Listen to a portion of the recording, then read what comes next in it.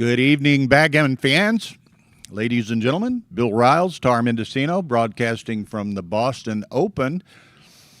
Tonight we have effectively round of 8. It's round of 10. Actually, we'll play down to 5, and then there'll be an equitable solution from there.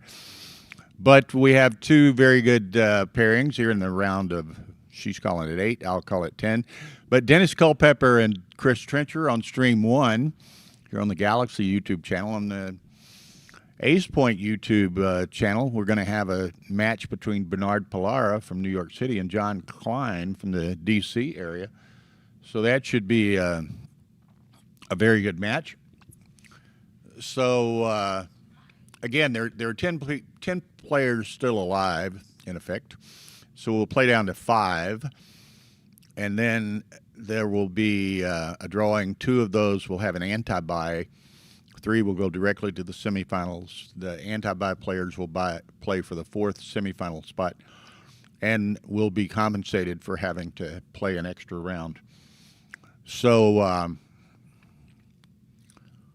in any event, we've got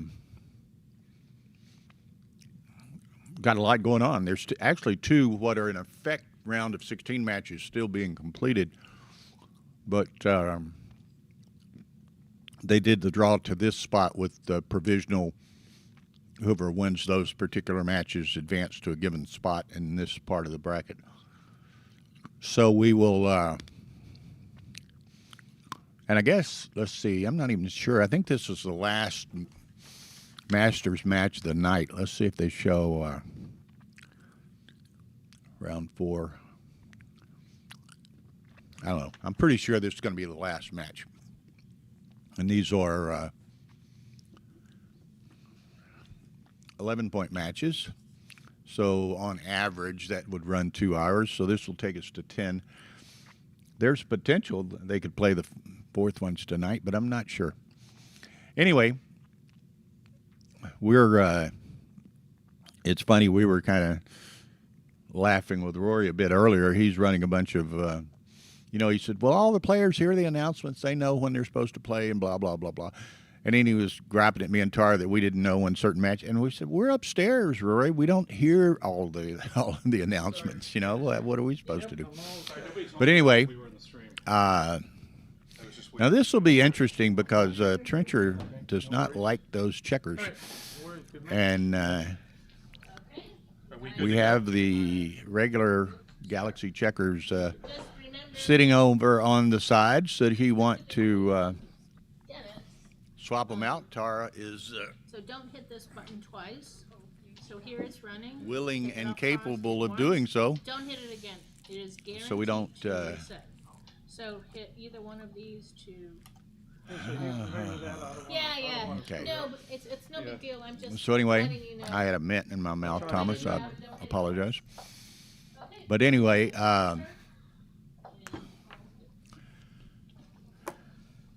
looks like Chris will perhaps play with those checkers.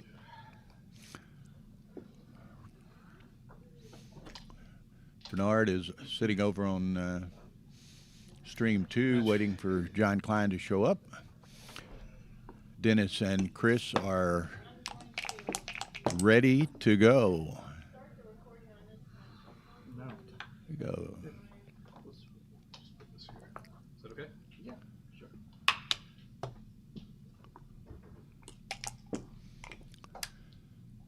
3-2-5-3. Really straightforward opening plays. 4-1 can make the 20. Deuces. Now this is interesting. He's stepping up all the way, which I often do. Now a lot of people don't like that play, but certainly when there's builders in the outfield, I like that play. And of course it, in this case, prevented Chris from making his 5-point with the 3-1, so he safeties up with the 10-point.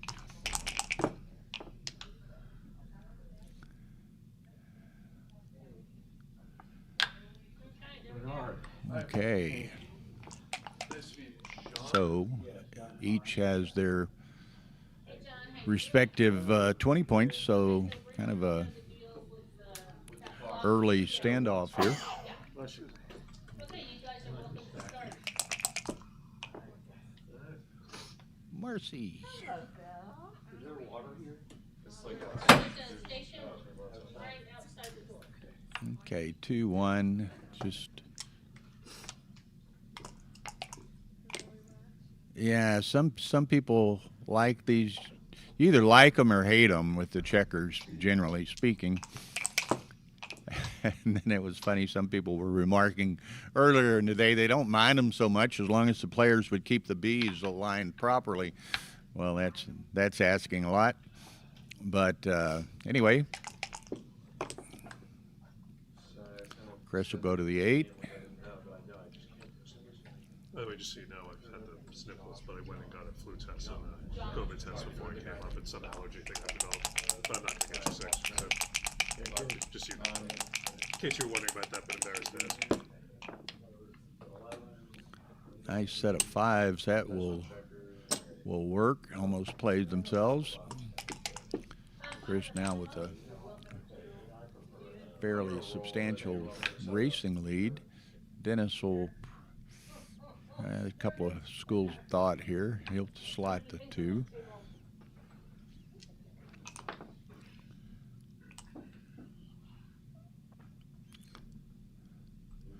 It's an interesting point. Chris has I haven't counted them, but a fairly good racing lead, but it's going to be a little tricky to clear those. Certainly were he to send it, Dennis would have a relatively easy take. 2-1, he can probably play that 10-8 and make the point. Dennis up and the gutter ball. Set of aces makes the 5 point. So, 3-1 makes the bar point.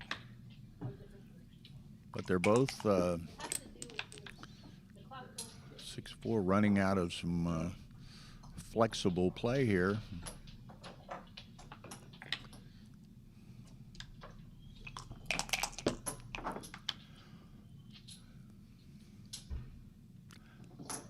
Now maybe it's 6 and 7 gives them the 8 now.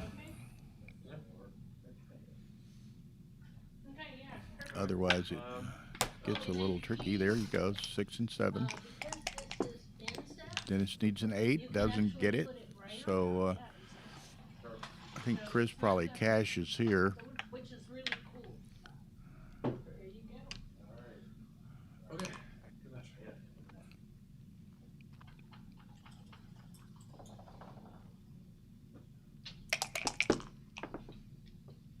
Plays on.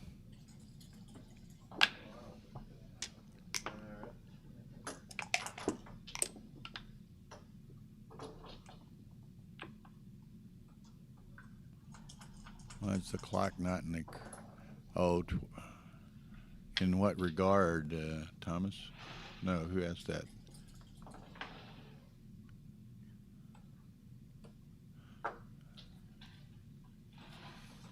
You are right. It's reversed, John, from the way it should be the other way. But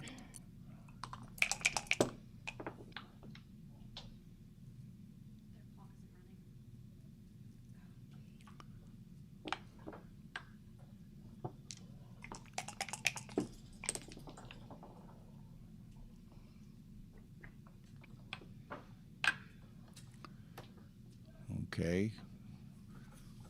What do we got? 40, 51, 54, 40, 94 for red.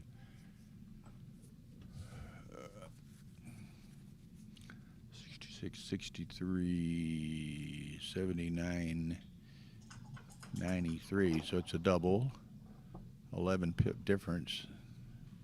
Probably a drop. Just above the cusp of a take.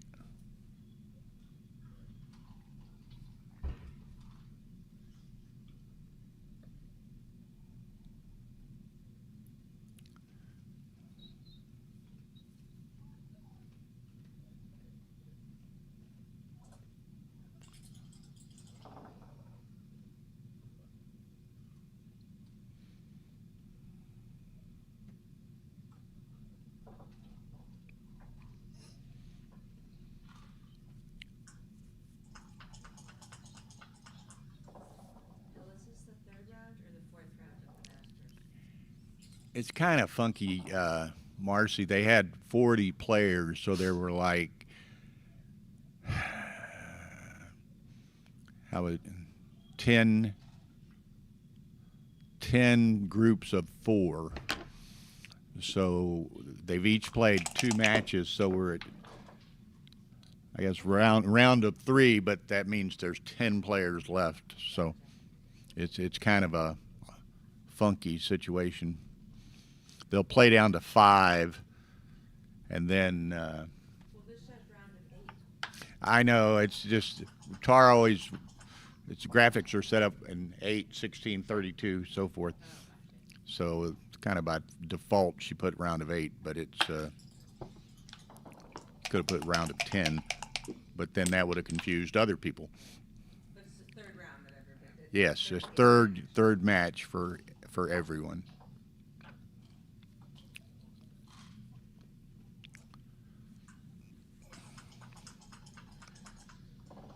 So Dennis is contemplating whether he takes off now.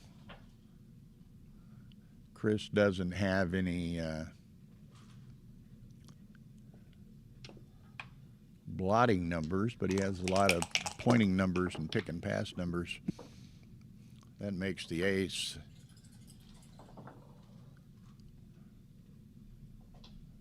This makes it a little bit more problematic for Dennis to leave now than before, but dice may dictate that he do so. Nope, he's going to play it inboard now. Again, Chris has no unplayable numbers.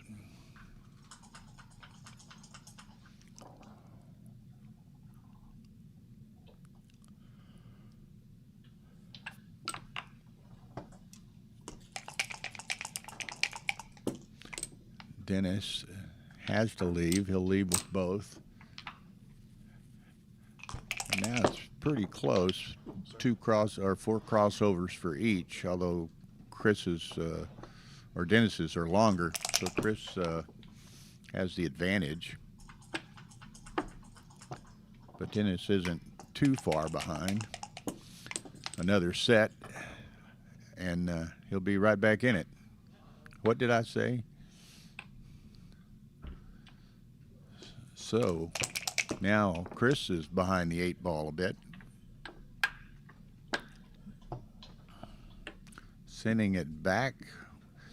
What do we have? We have 10 times, that's 25, 29, 39 over there. 9 times 45. He's well behind, so he's got to let it go. So killer set of double 6s there from Chris's perspective. Just when you think it's safe to go outside, you know, bad weather sets in.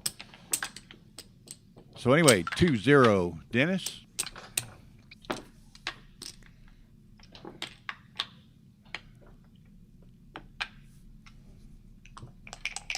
That's kind of interesting. These checkers are only printed on one side or embossed on one side. It was interesting earlier today. Matt Raklitis and Albert Stegg were, I have to re-roll. I was adjusting the Peter. like when you're looking at a tentative move or a, you know, a Okay, that's what I'm possible asking. I didn't see position, the dice, so I was wondering. rather than offsetting you checkers both or rolled. whatever, they were Yeah, flipping the that's what I checker said. over so that you had the No worries. non-printed side as a indicator of the checker that had not been permanently moved. So that's one advantage if people were to consistently do that.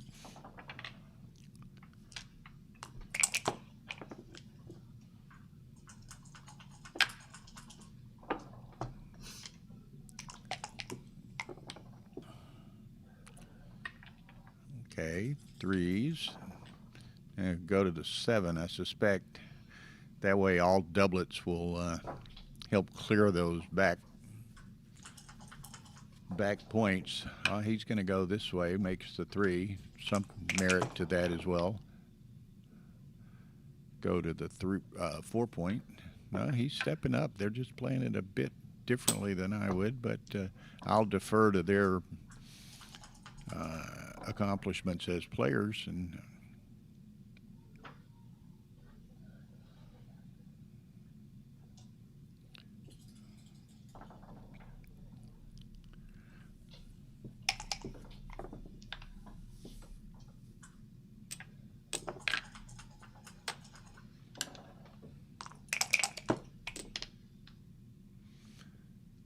Set of aces is nice.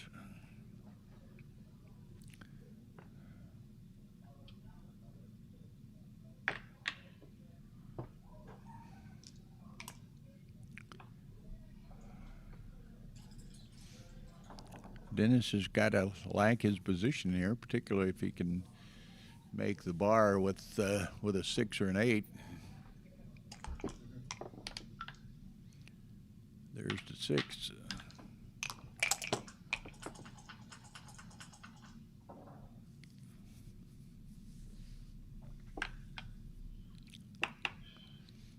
Okay, now Dennis likes his position. Chris doesn't like his. He kind of likes Dennis's position.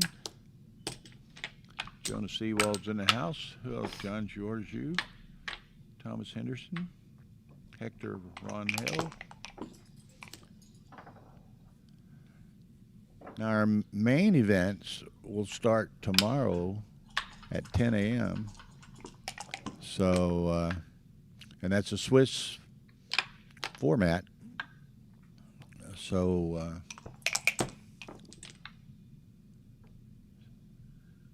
be ready to go again. What did I say? 10:30 a.m. Sorry, actual play begins.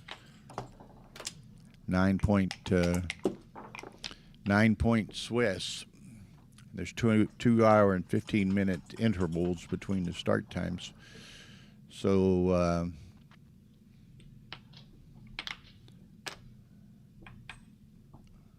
we will know the precise start times, unless, you know, there's always the unless. Some early matches run long and can't start one round until the prior round is finished. So there's the potential for it to begin getting pushed back somewhat. But ideally, 5 rounds are played tomorrow.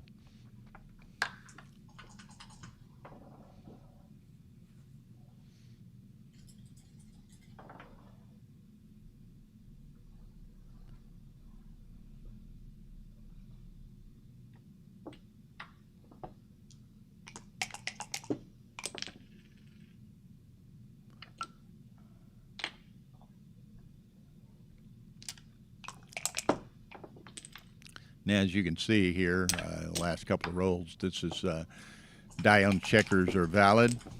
We're playing, and this is a legal moves tournament. Otherwise, all of the standard USBG rules are in play. Die-on checker and legal moves are actually director options.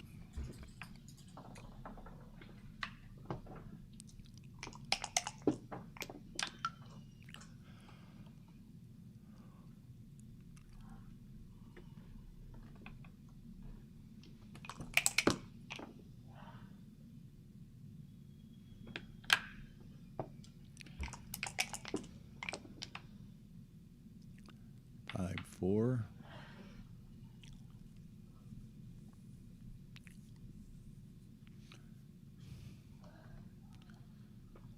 Just go ahead and make the 2 point, and Chris is not going to get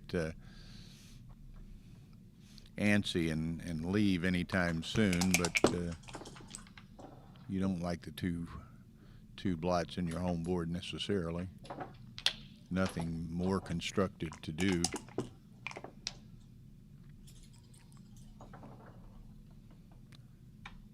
Okay, now both are getting a little stressed for safe plays here, so a bit of inflexible positions. 6-1 makes the ace, but now who blinks first?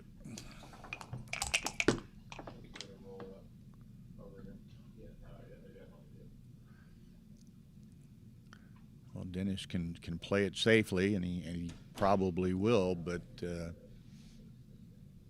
that's Chris, I'm sorry.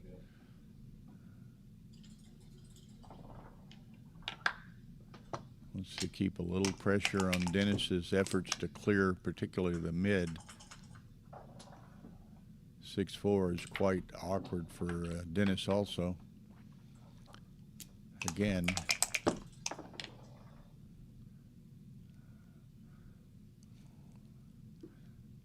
Okay, well, what are your options?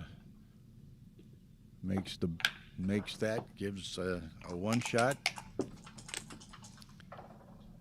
Gets that, but Dennis has no direct cover for the blot in his home board. Of course, he doesn't. And the 5-1 just doesn't play cleanly, regardless. I guess he's just going to have to hit it. Then he's going to, boy, he's going to have to play to the 7. If he plays to 8, then it's got a triple joker, double 4. So I think he has to play to the 7.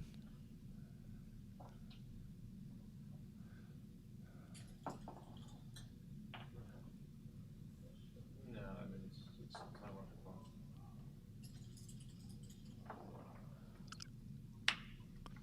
thought. No, he plays that, but look at the double 4.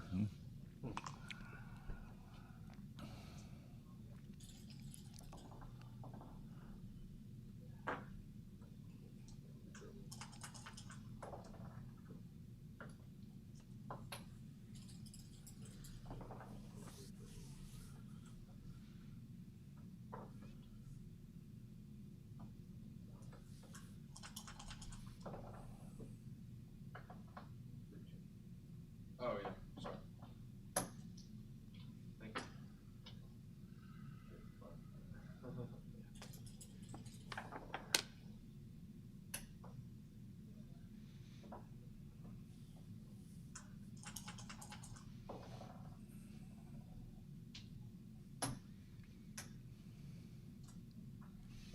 Chris is contemplating sending this, and with a hugely volatile position. You know, if he hits, then likely he's going to get a gammon out of this. If he misses, you know, shoes on the other foot, but he's going to take the chance. I think Dennis has got to, he might not like it, but I think he's got to take it.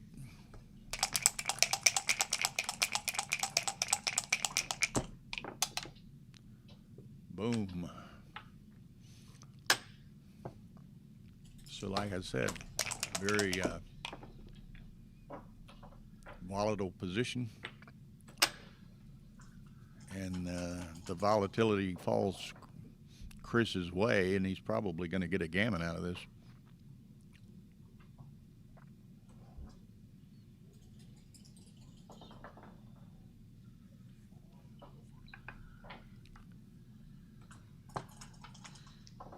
That's kind of a interesting one.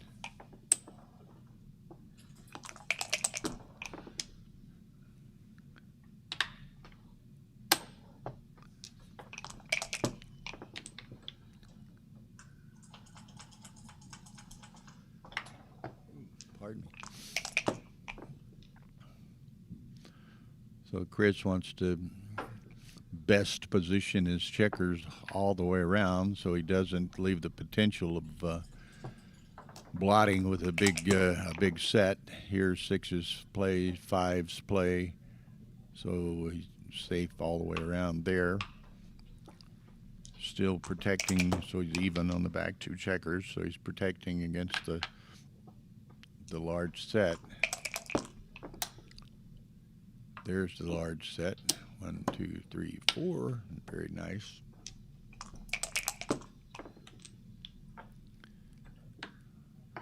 Okay, with the 3 in the air, Chris is going to play a little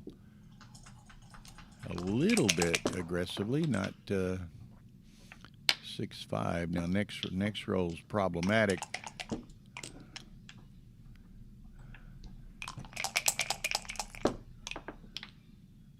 There's the shot.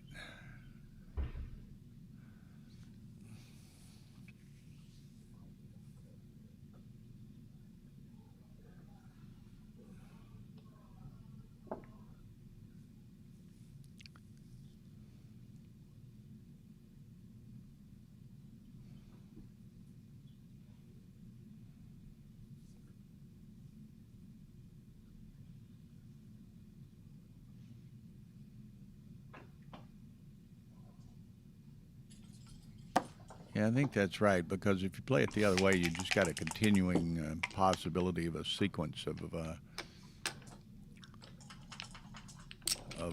leaving a blot. And of course, Dennis obliges with the set of threes to bring them all in.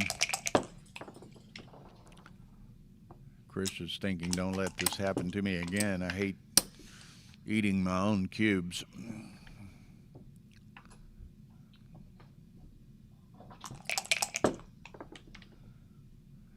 Five, six. Can come in, but he can't run. Dennis is going to hit this guy if he can. He does.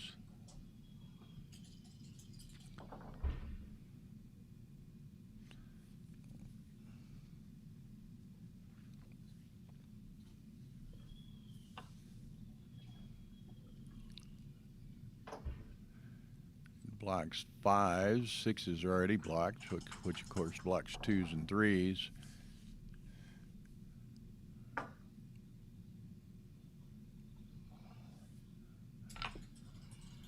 I think he hits, but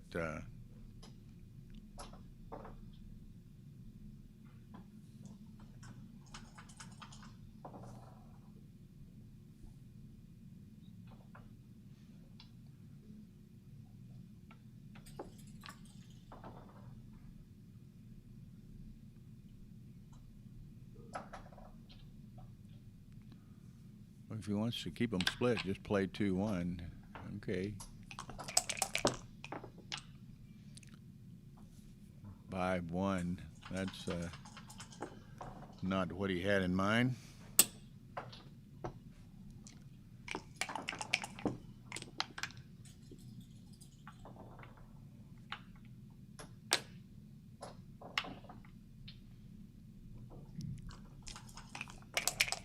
Dennis doesn't mean, he just as soon not get hit, but he doesn't mind getting hit with a fly shot because there's a return blot on the other side that he could perhaps pick up a second checker.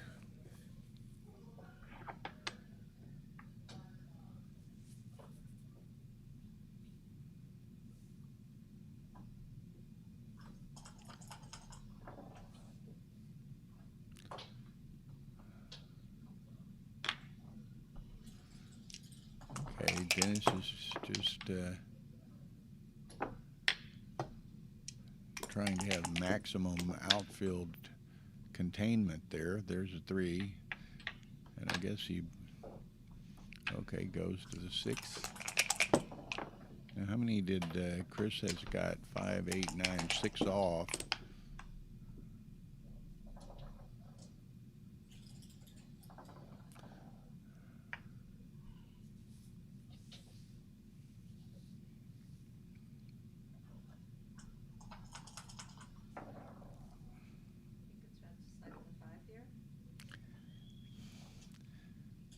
I don't know. Does he want to keep to win just running away, or does he want to try to pick up the second checker? If he could close him, yeah, there you go. So, okay, so now getting close. That doesn't work. That's an ugly roll.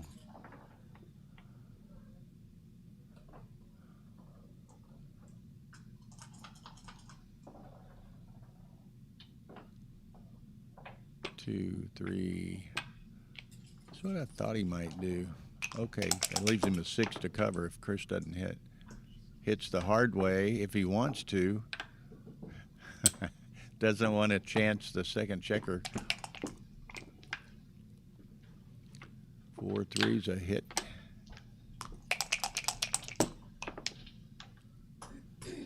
4-1 picks them both up. Nice, very nice shake. 3-1. Now complexion's turned all the way around. Set of 4s. That goes to the 4. Dances. This could get interesting. What's he got? He got 9 checkers though, so it's a little. Hey, dice gods have a sense of humor. 3. They certainly do. So you may as well.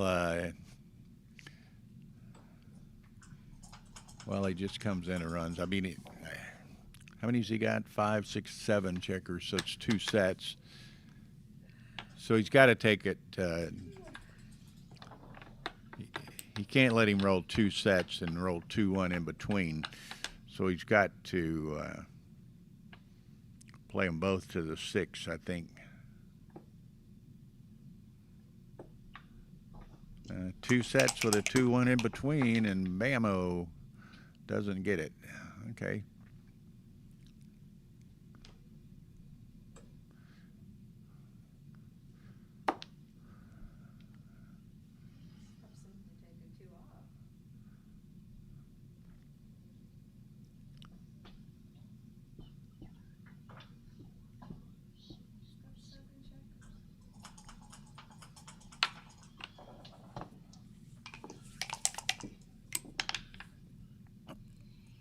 Okay, so Chris,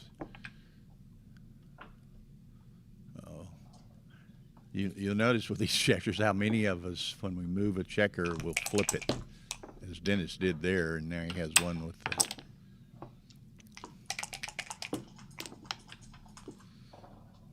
4-2. A set anywhere. Gets the gammon for Chris, and he may get the gammon anyway. Ooh. He's got to play to the 9, I think. That gets him 3s, but does it, and it gets him 4s, but it doesn't get 5s.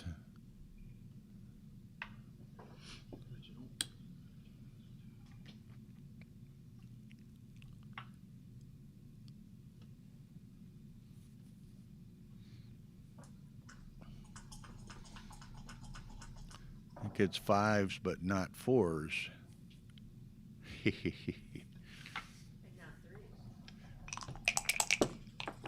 And not 3s. So I think the other one was better. Okay, so that's the G. Okay, 4-3 Chris. Now glancing over at the other table, Stream 2, Bernard Pilara leading John Klein 6-0. So all going Bernard's way at the moment. Oh, my time's running. What do I? Oh, were they? Probably should put like a minute back on, or maybe Tar can figure it out. I think the clock was running while they Are you able to- reset the. Are you able to go back in the video and figure out where his time was when we ended the previous game? While they reset the position, Tar can back it up and look at it and reset the clock.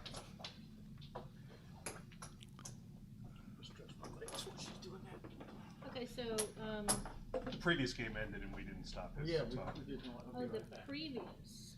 Yeah, we. So the one before this one? No.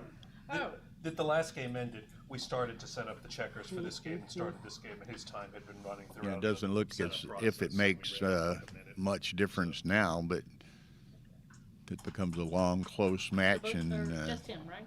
someone's down to small number of Yes, it was seconds, just his then time that was running, yeah. that 10 or 15 seconds or whatever it was could turn out to be very significant. What is the crown on the commentary? What is the crown on commentary means? Oh, I understand, on the chat line stuff. Something to do with who has posted the most number of chat messages or what have you. Let's see. Okay, so she's backing it up, looking at it. Chris is 1558. Like, oh,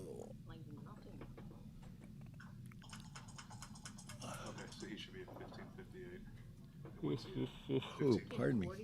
All right, if he runs out of time, we'll reset him for 20 seconds. Okay, yeah, it's It's really not worth the small time. unless Okay. you disagree. All right, yeah. Okay, All so right. yeah, We figured this out. You should be at 15:58. If you run out of time, I'll reset you Yeah, for no 30 worries. seconds. is that Okay. cool? Yeah. Okay. You could probably just do like a 2 delay. Almost looks as thing, if, which would equate to that 20 seconds. Like Oh, not give let him, my 15 like seconds double run off. delays. She's explaining that it wasn't Like moving a or 12 something second because they're delay, not and correcting then the a clock. let him have. delay Okay, will fine. be the same thing. Fine. Okay. Fine. I'm not certain. We'll work it out if it All gets right. So anyway, you're owed 18 seconds. Okay, thanks. All right. I have 4 too. We do. Okay. Maybe as Dennis hit it, there's something.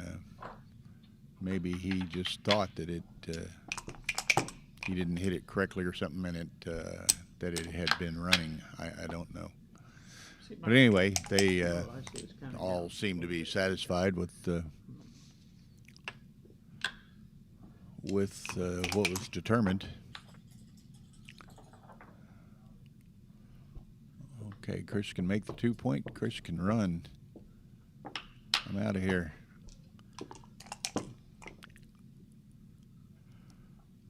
Hits.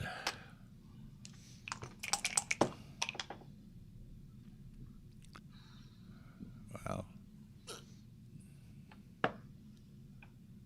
3 and picks that up.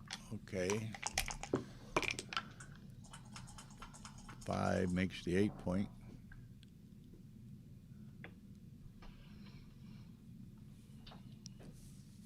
Sorry, your time is running out. So What are they doing? 12 seconds. There it goes.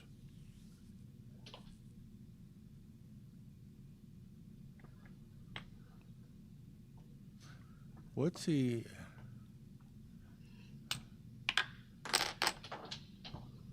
You got about I'm 15 back, so confused.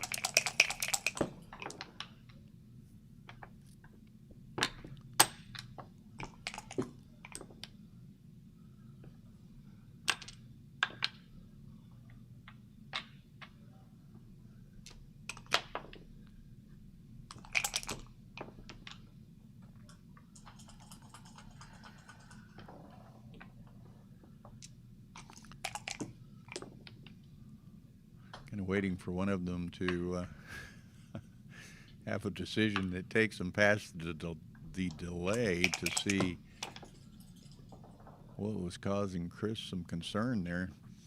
6-2 hits.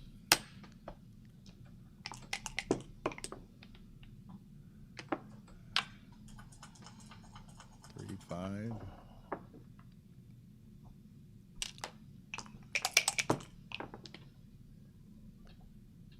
Five, 4. This goes to the 6.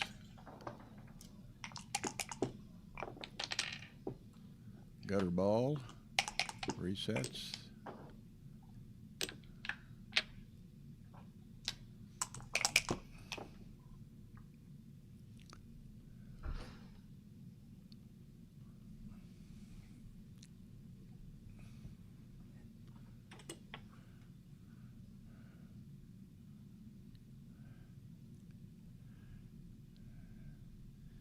Interesting. He can come out.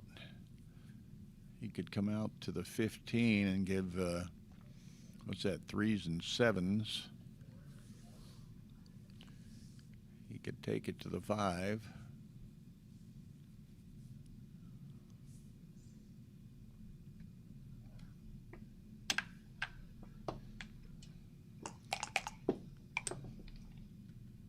Seven goes to the 6.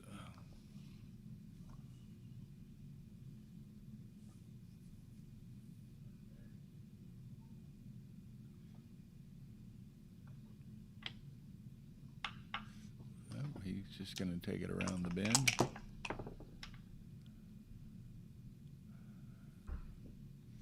Not Chris's best number.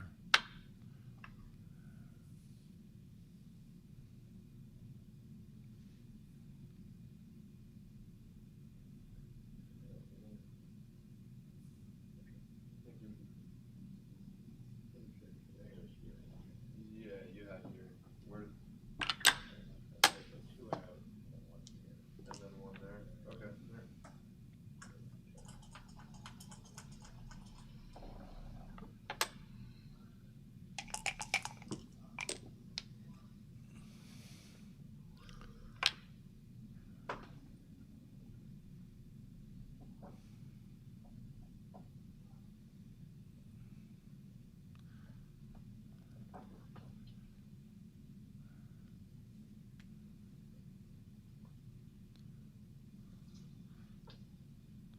This is interesting. He can force Chris to use a 6 to hit him if he comes out, and that eliminates the possibility of Chris playing the running 6, but Dennis is going to go this route. 3-2. That's a pick and pass.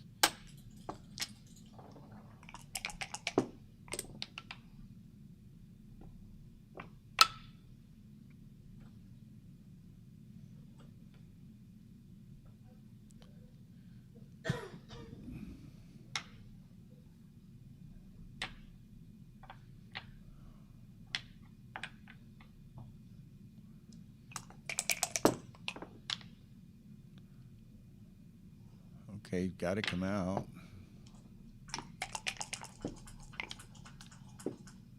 5-6. No, I think I come out to the 17.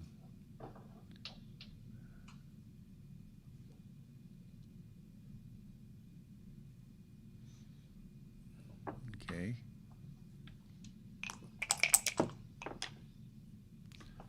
Dancing. Now, Dennis likes having come out to the 17. I could see him sending this.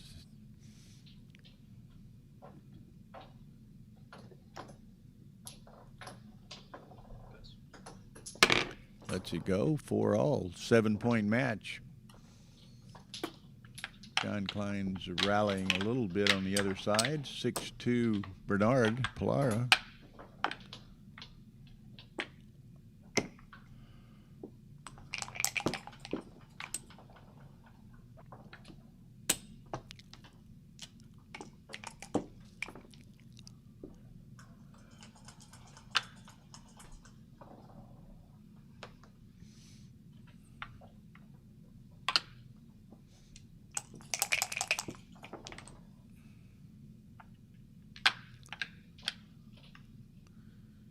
Steps up.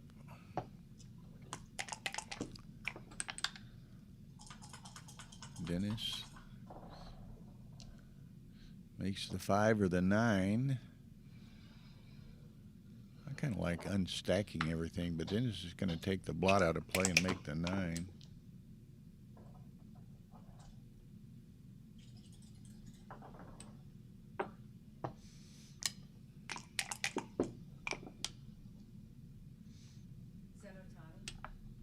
Sorry? No, it was Will Smith who got the double.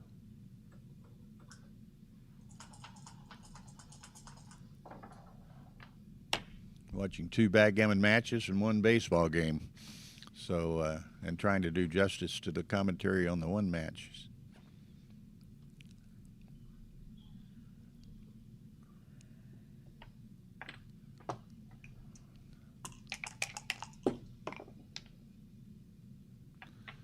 Got a hit, and then the 5, I guess.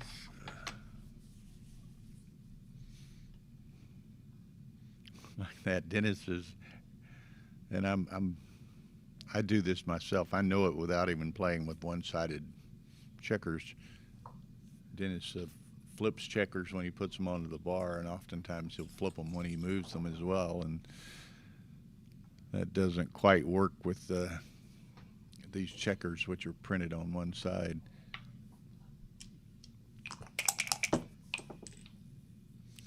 Seven 3 hits, or 4-3, making a 7 hits.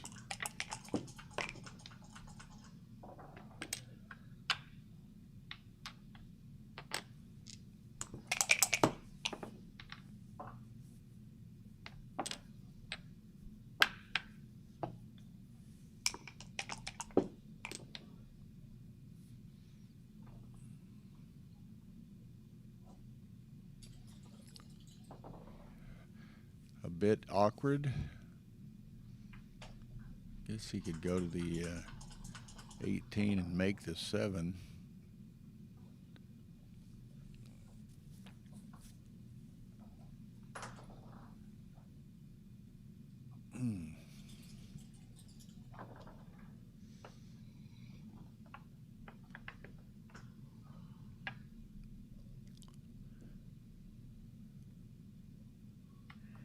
Could hit it.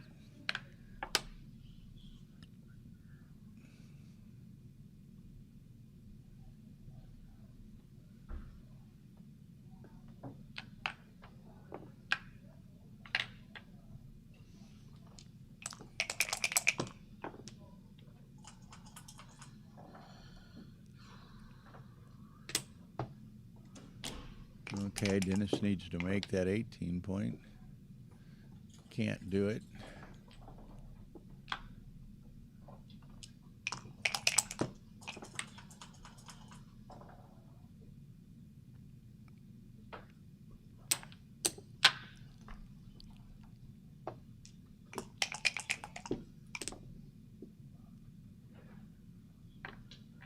Five and then slot the deuce, or the five. Makes 18 with the five and slot the five. 5-2.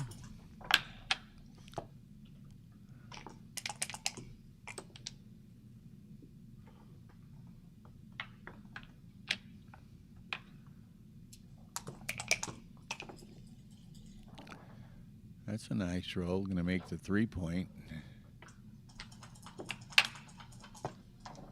Okay, Dennis needs to come out before he gets hammered on here.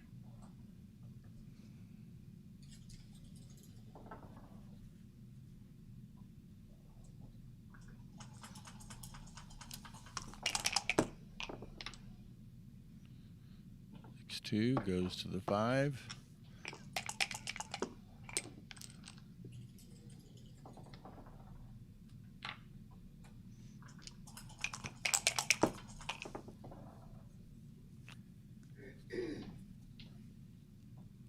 I don't really like the shift.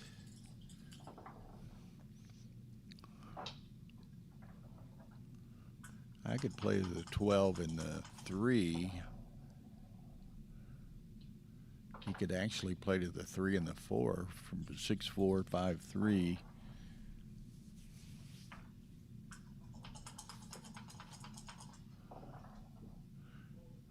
I like that. I don't mind moving them across to the 12, but I'd like to unstack that 5 point.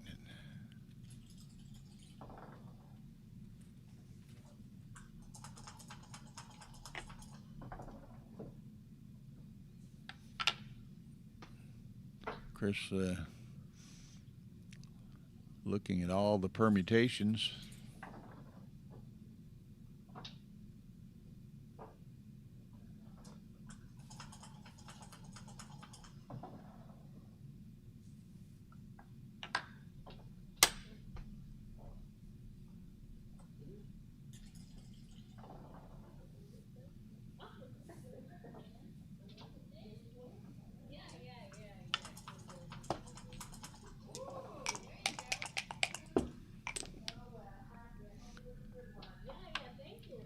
Okay, nice roll, but Dennis comes in and makes the 5 point board. A bit awkward for Chris. He's just going to have to clear the 8 point. But that only buys him a roll. No, he's going to pay now. 6s and 10s. And of course, 6 double 5s. So there's no additional rolls. So it's just the 6s. 4s. I think you just got to go all the way with that one.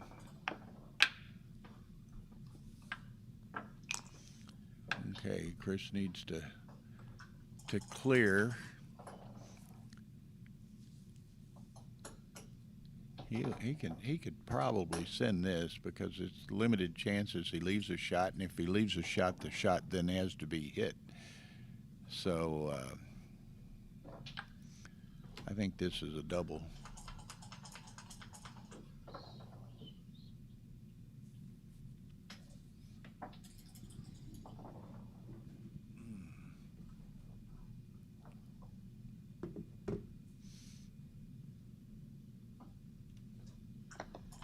Yeah, Dennis, I think has to let this go.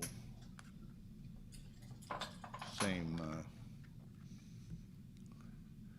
analysis for Dennis to consider taking it as there was for Chris to consider sending it.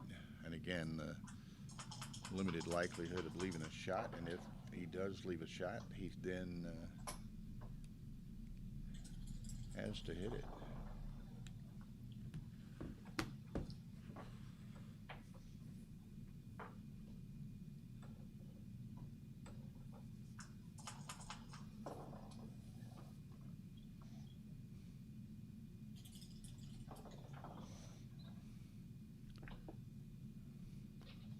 It's 82.99. What's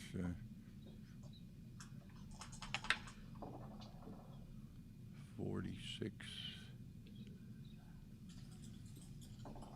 59, 75, 80. So he's like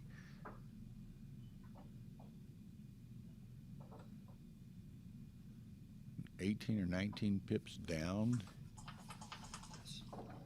Yeah, he has to let that go.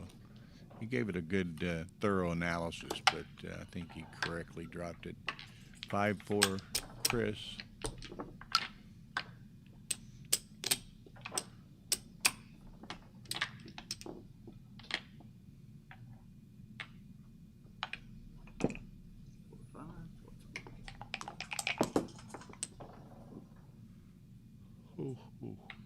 Pardon.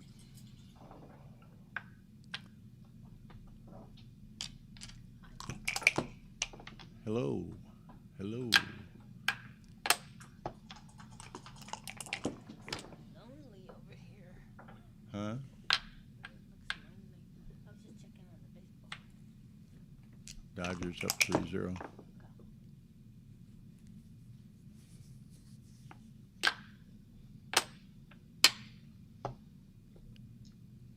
Okay.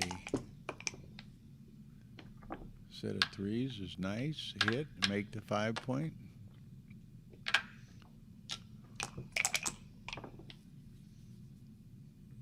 Four, 6, so he's coming out with something, and it's going to be that one.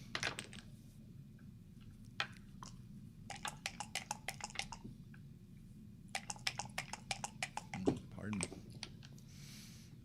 Set of fours will work. Makes 2 points, putting one in the air. Now Chris needs to perform here.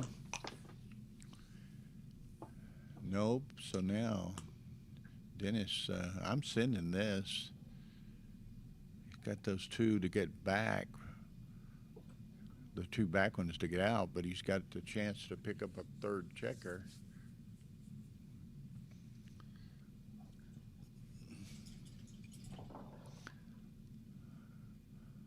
I'm sending this, and I'm thinking Chris is dropping it.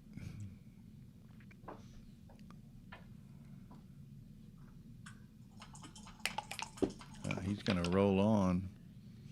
Is he thinking too good? I don't think so.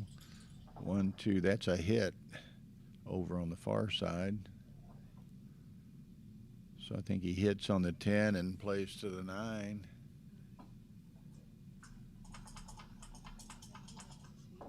Oh, he's going to shift and try to pick up the third one a little later.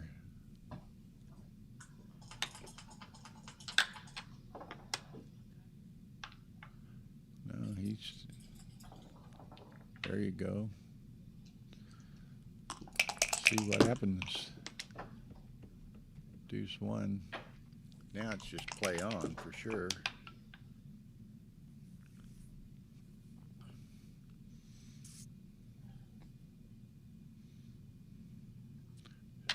Makes that point, so now he's got a direct 6 for the third checker, 3s and 6s.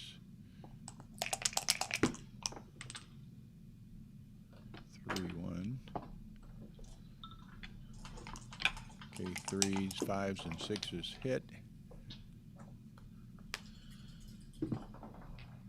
Gonna take the 5-point. Chris needs the 3 in the worst way. No.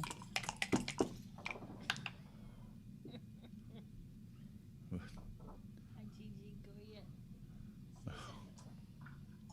Oh, Gigi's Hi.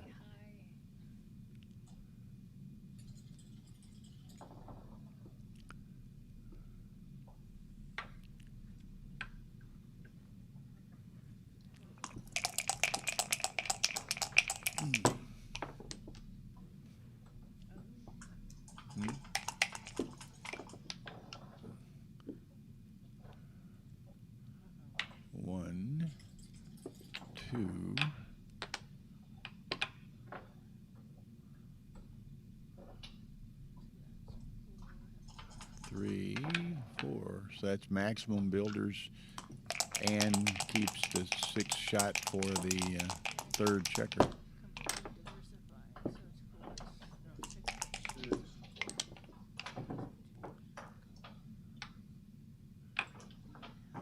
Then he has to play the 4 inside. Just don't roll double 2s or double 4s.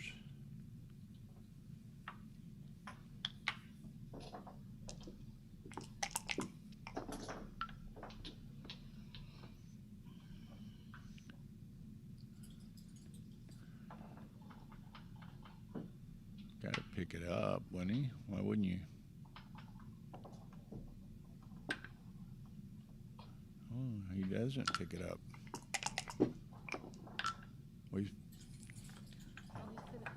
Yeah. I don't know why he wouldn't pick it up. I mean, you're going to gammon him regardless if you did, but you put a few rare BGs in play with the third checker up. Now, Dennis must be careful. Careful he was. Not exactly the way he had in mind, but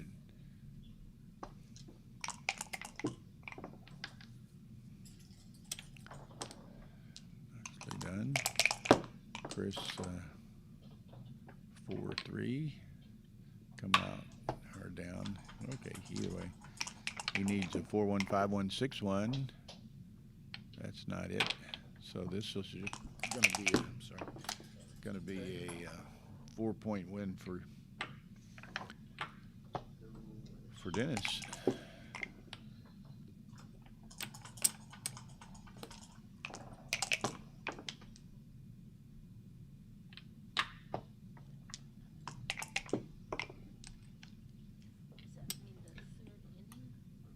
Yeah, bottom of the third inning. Oh, it was never doubled, so it's just 2 points. Okay. Huh? I guess I knew that, although I said Chris was going to win, or Dennis was going to win 4, but it had never been gammoned or doubled. Duh. Okay, 6-5, Dennis.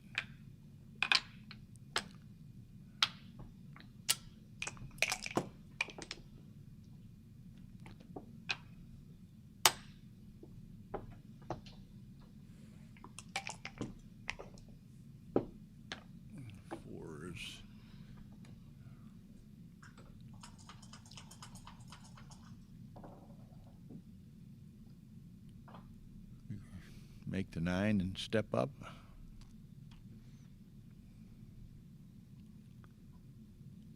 Who wants the 2-point? WBS. No, I don't think he wants to go that deep.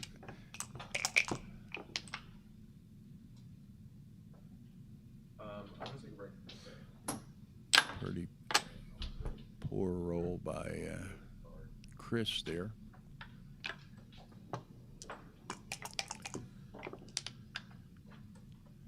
There he is. You can take your spot. Oh, it's my spot. We also have How you doing? baseball. I know. They're not talking about Bernard. If you want to, it's up to you. I would absolutely love to. Not in the group, it's all good.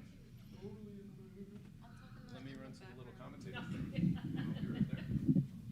I'll be right there. To the little commentator's room.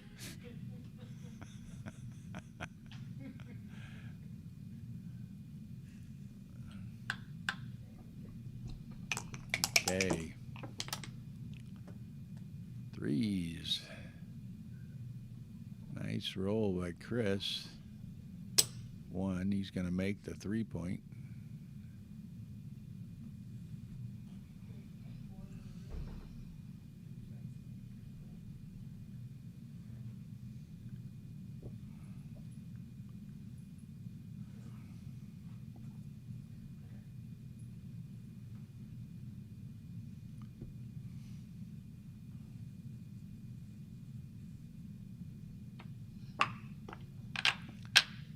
Okay, as we would expect. Now, Dennis,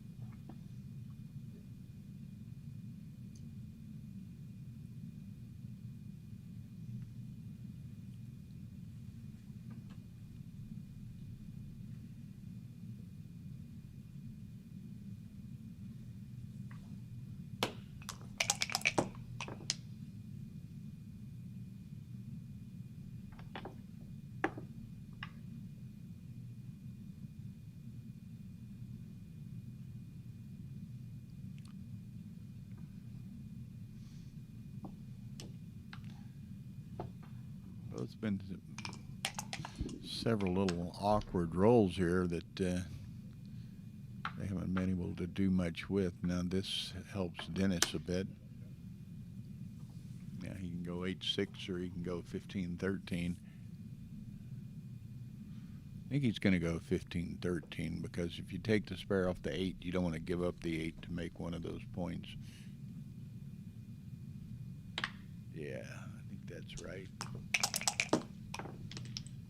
MCG. What's happening? Hospital library. Huh? It's like a hospital library. It's so quiet. Yeah.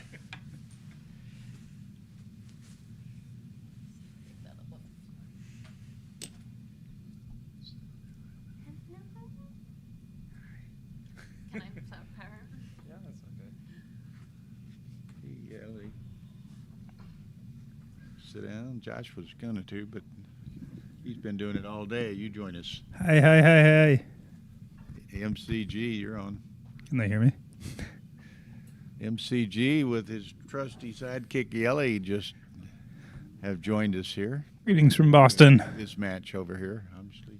This match, that match. Hey, here's a guy. So we got a nice 2 matches going on. 6-5. Anybody on, out there? on both. 6'5", 6'5". Shush besh. Let's go.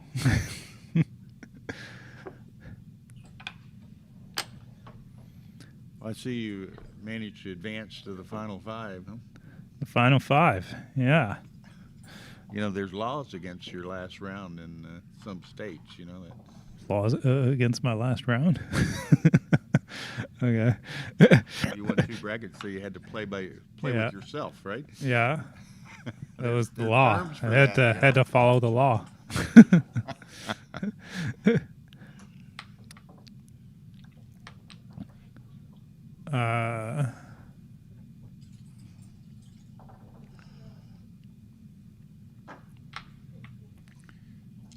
Okay. 4-3. Making the 5-point looks Looks Pretty attractive, doesn't it? attractive. Gives him a broken I mean, 6 prime. Yeah, broken. Yeah, 5 prime.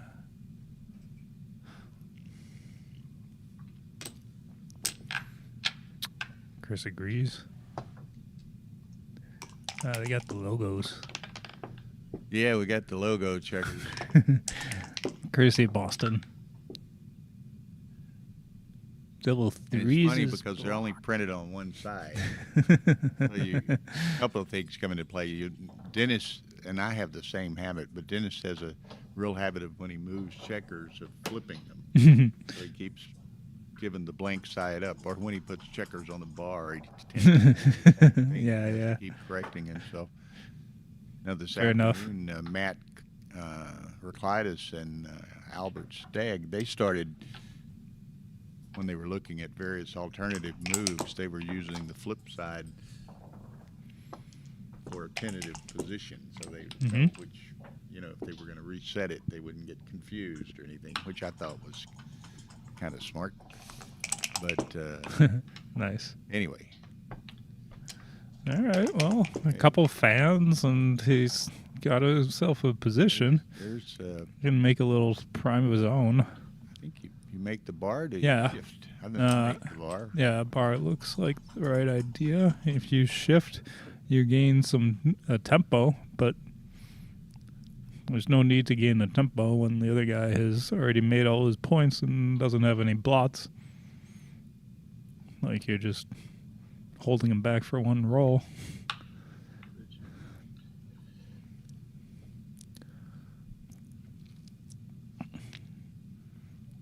It's possible you could, you know, kind of get closer to a closeout this way, but it takes a lot of work. Yeah, a lot of work. And if you get hit once, I think you got a lot of problems. If you make the bar, then you have a broken 6, and Yeah. at best he comes in on the deuce to make an anchor, and then you're in equivalent positions. You kind of don't mind him coming in on the deuce. You don't want him to come in on your 5 or something. Yeah. Much rather he rolled the number like 2-4 and just immediately breaks. Yeah, true. Good point.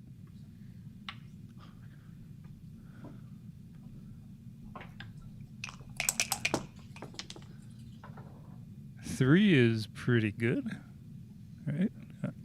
Then he's got a. Yeah, I think he's got it Yeah. at that. And it's just So, later than 9. pretty good roll. Yeah. I mean, He wouldn't throw it back, I don't think. Try again. you leave a shot, but you stop the avalanche. Whereas if you just, yeah, Do that and that. It's pretty much good move. all he's got. It's leaving 15 shots, and if he gets missed, he's got a very strong game. And looks like a good cube.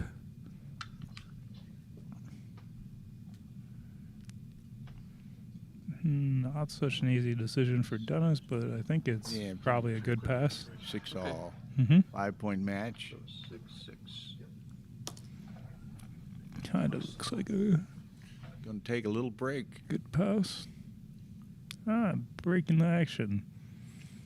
And she gets Spooky Halloween. a split screen here. The split screen. Let's get the World Series. She's got some graphics and sound effects she runs occasionally. She can throw up lightning. Oh, Bats. I like it. Let's do it. Maybe she'll, I don't know if she can do it with there. Look at what she's going to do. Spooky, creepy crawlies. Some graphic effects here. How's the Yelly doing? Hey, Yelly. Hey, girl. Yelly says if the players are going to take a break, I'm going to take a break. So, all right. Okay. Matt's going to take Yelly on a break. Oh, that's cool. That sounds good. Yelly heard break and said, that sounds like a good idea.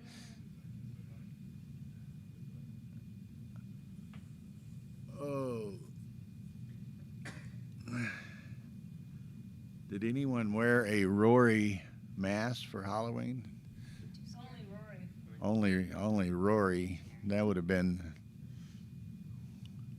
couldn't have been any worse than the original.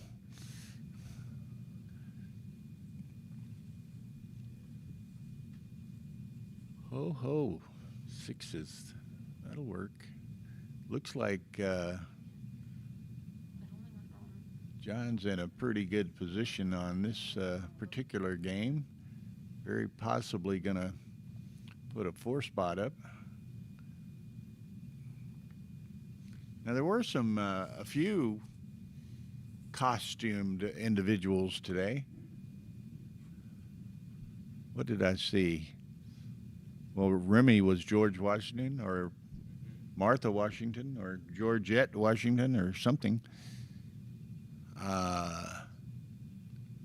Richard Munitz was Spock, full regalia. It's not a wig or his real hair. So there was a bit of that about. That's been changed to this. That's the Rory That's Rory an is the old- fortunate one. I He still have the does phone, but not I'm in a process of dealing need a with Samsung. costume to scare anyone. So I'm using this one. It's whenever you're ready. Yeah, just,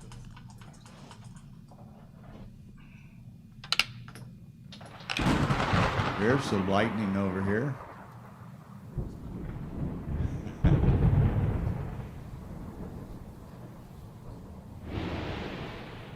And apparently on the and we don't hear the stream, but apparently there's some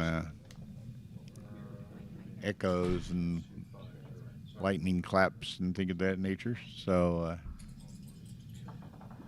Tara's gotten in the spirit and added a few Like say, okay, or it's. no, I just graphic said effects. You should have it.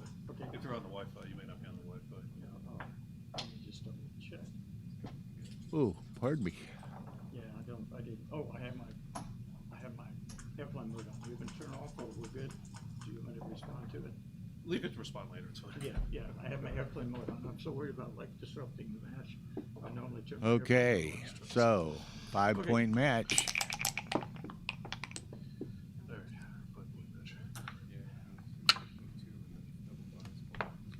am implying nothing, Brandon. You are inferring. Why aren't you here? Yeah, comes out of 10. Yes, that one. No double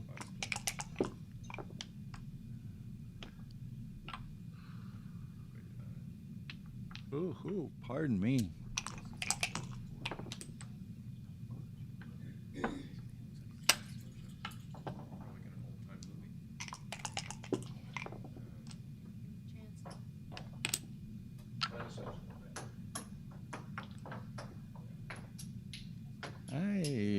I don't know.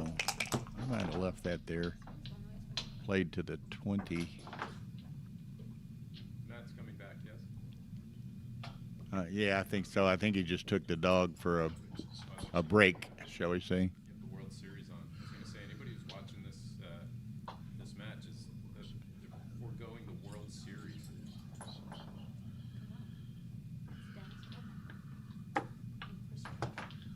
Well, I would. Well, it's going to really be bad tomorrow if he goes to Game 7, you know. No viewers. Well, based on her comments, Gigi is watching both.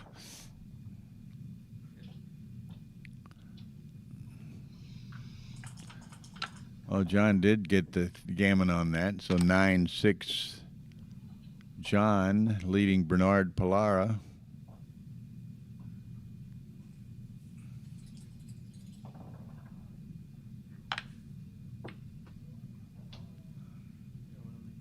mean, I get it. I know why you did this. Yeah, I can see why.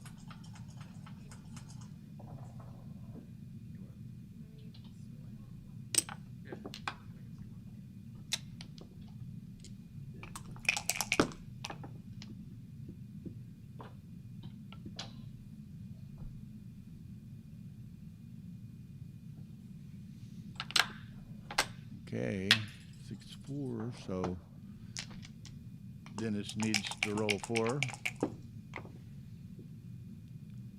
A natural 4, not a combo 4. Chris sends it. Has extricated his back checkers. Dennis has 3 back, so Chris has a huge racing advantage. Has the distinct potential to make the 4-point, have a 4-point board, and but Dennis takes it. That's I'm a little bit surprised by that, but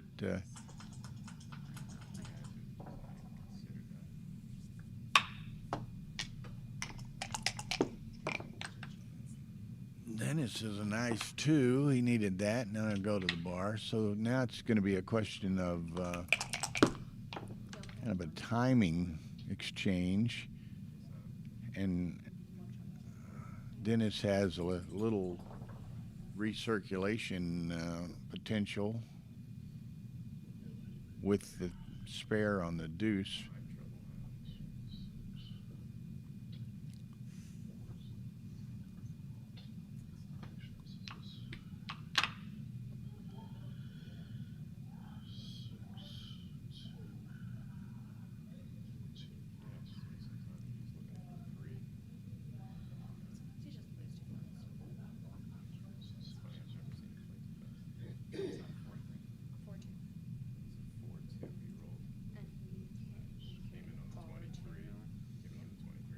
Okay, Chris is not confident with what he wants to do here. There comes the Yelly. Did he take you for a break, or did he take himself for a snack break, Yelly? No. Okay. Chris got in a, I thought, questionable take by Dennis a Yeah. couple rolls ago. It looks questionable now, that's for sure.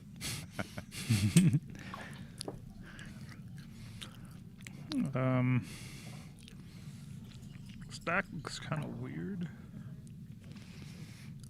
It looks kind of weird to stack everything. This looks like a good play to me. Yeah. I think that's got to be. Play with some flexibility. Other Gotta be guys got a right. 2-point board with some blots, and if you get hit, you have a bunch of returns. And otherwise, you got way more flexibility to make a point Make somewhere. the 5 or the Yeah, 7. hopefully the 5, but if not, maybe the 8 or the 7 or even the 9 or 10 or something. You can make something. Anything. Yeah, Anything's valuable. Some more valuable Yeah. than others. But yeah. 5-point would be the best. question for MCG: how often do you play on Galaxy? I'm playing coin games there a lot, and sometimes I'm playing rating games. So usually I'm on there every day. If you want to play a match, you can find me somewhere. So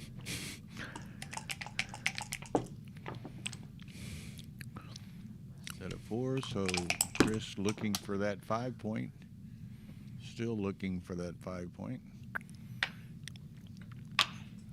it's got a pretty strong position. 5-4, okay, coming out. So that he can't hit and make the 5-point unless he rolls double ace or double deuce. One. So I guess Well, gonna hit that checker, right? yeah, Then he you'd plays. love to make the 5-point, but not at the expense of a double shot. So Yeah. 2, and it's kind of interesting with the ace, but I guess that's fine.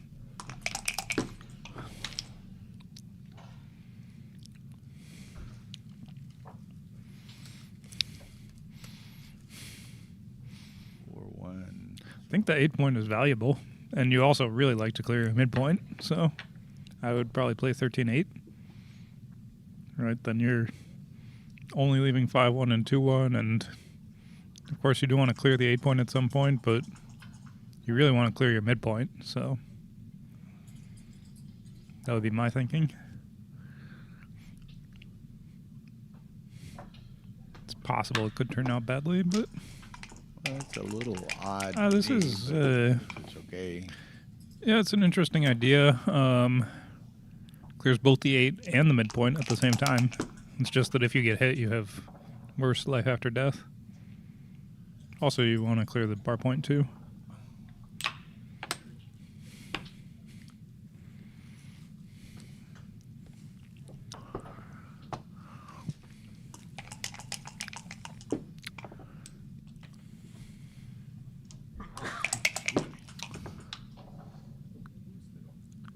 Four 3 for the Christopher.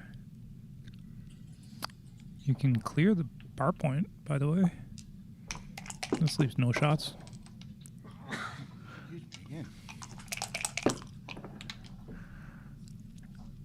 Okay.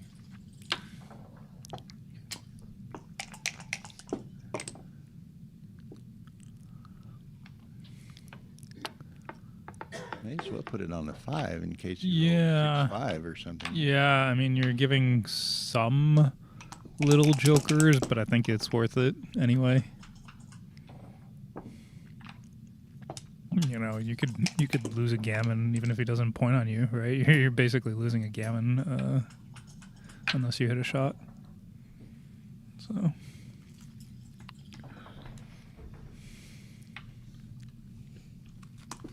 Brother's making new friends back here. I'm making lots of crumbs. Man, the production manager's going to be on your butt, I got one of those little things. We'll get it. I need a plate to eat one of these. Or a bib.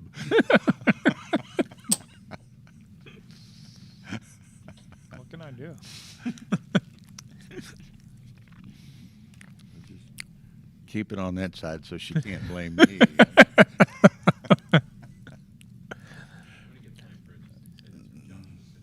What does he have left here?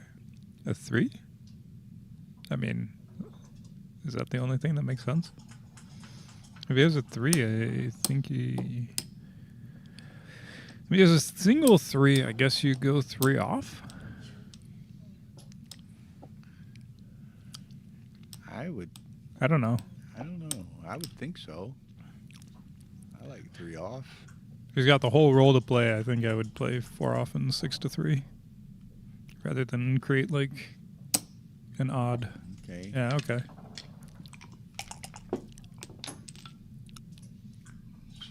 2.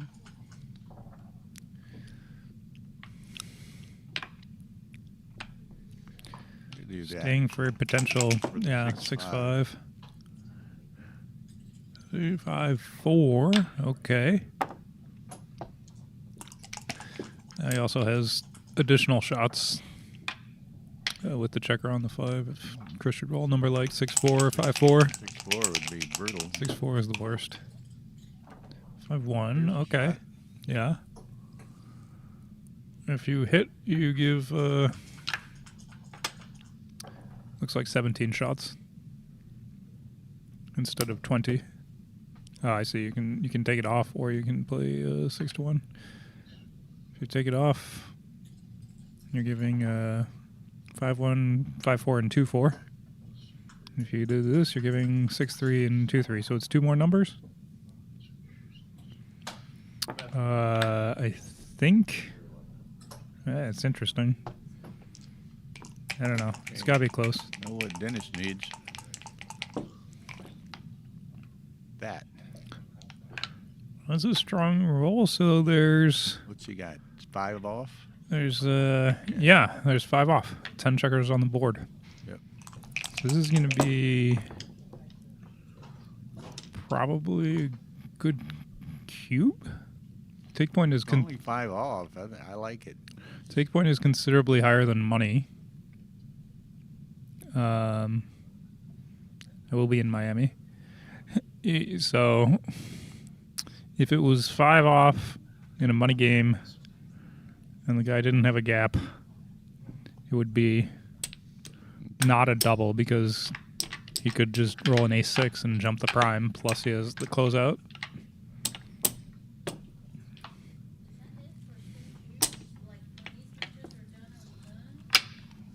I think I gotta play tonight. I have to go tell. Huh? Do you have to play? Mhm. Okay, so there's a later match. I don't know. I know that I have a match after this round, but I don't know what the deal is. So they definitely will play the. Well, if you definitely have a match, they haven't drawn it provisionally. I have the winner of Matt Ricklitis and Adrian. We're playing now. Okay, so you're not the anti-buy match. So they'll. I am definitely- I'm the round of 5 anti-buy. Oh, you're the round of 5 anti-buy. Right. Okay, so it may just be one match. They may not play the other. Mm-hmm. You know, the other non-anti-buy match. Mhm. They could. It might be up to the player. Probably not. But Yeah, never they know. might just want to get it to the even Yeah. players. I think they want to play down to at least the 4 players tonight.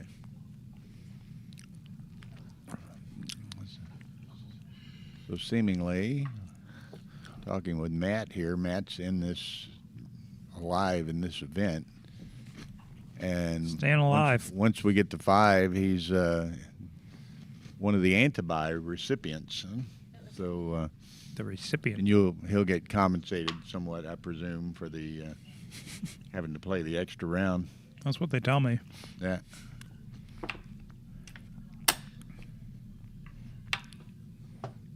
This.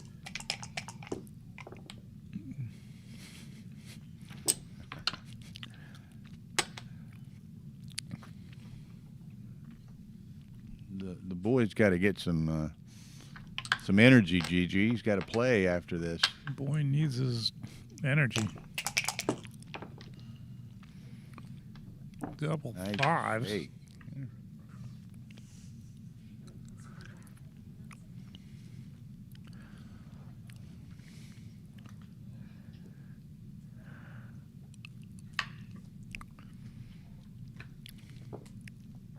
This checker is never getting hit with a 3 anyway, so might as well do this.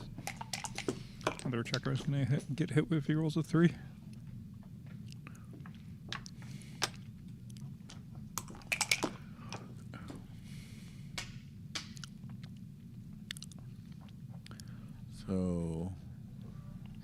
3 and hit with the 4. I would No. think. He's Yeah, I gonna would think you want him. Yeah, I'd overlook that. So He eschewed a couple opportunity, or at least one to make it, but you wanna do it at some point. sooner or later, probably good to make the 5 point. Yeah.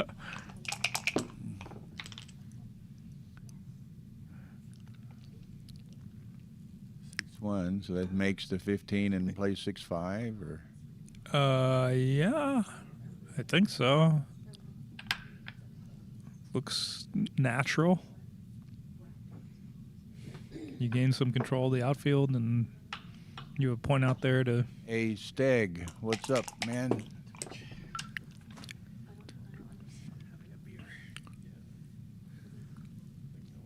Six one, kind of interesting. You can make the bar point, make the ace point, just run away and leave 20 plus numbers. Ace 3 and 6-3. What? 24 shots. And you don't make any points, but at least you're running away. 9.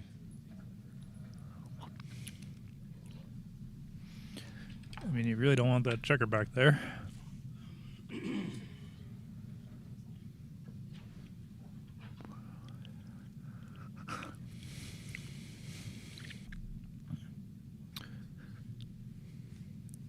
Like,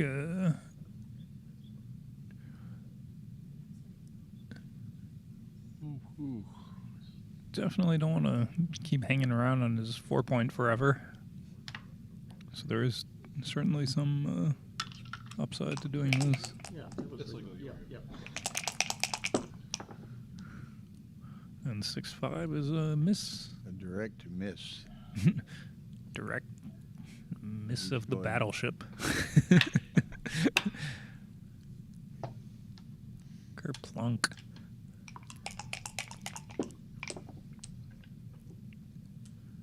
Is it level 4s? I would think something like this. Keeping your point in the outfield and unstacking your 6, improving your board. Okay, now he's You got a hit, I'm but it's not perfect. surprised a little bit. Well, you don't want him to just run home unimpeded. So if you don't hit him, I mean, you gotta hit him, right? You can't let him just bring all his checkers home.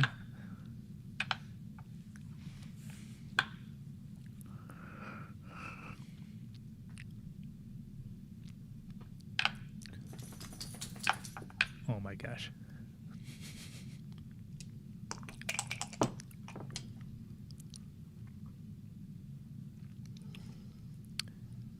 This looks like it hits again. Just keep smashing him until he can't roll back.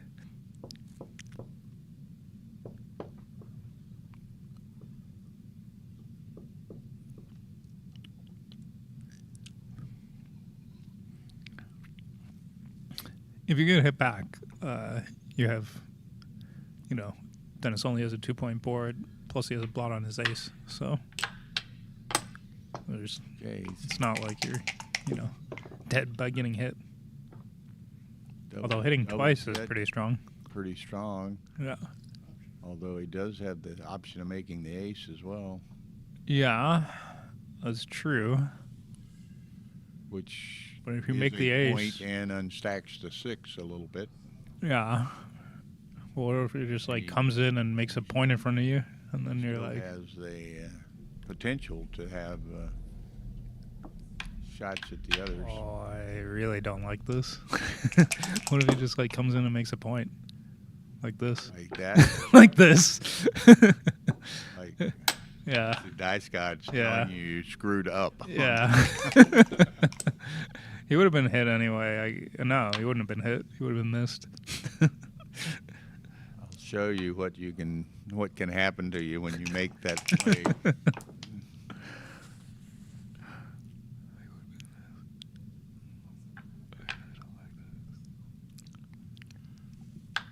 Ooh, pardon me.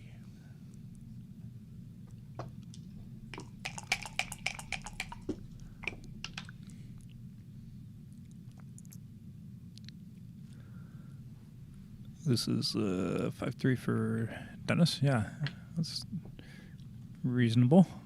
Can run away.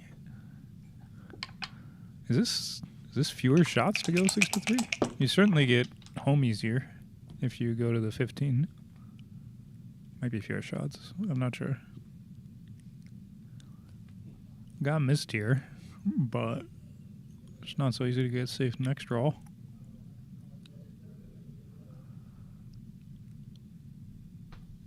Can you play to the 9 point? Is that a play?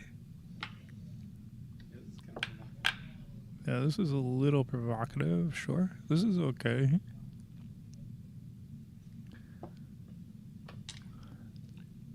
Look at the Yeah. bracket here.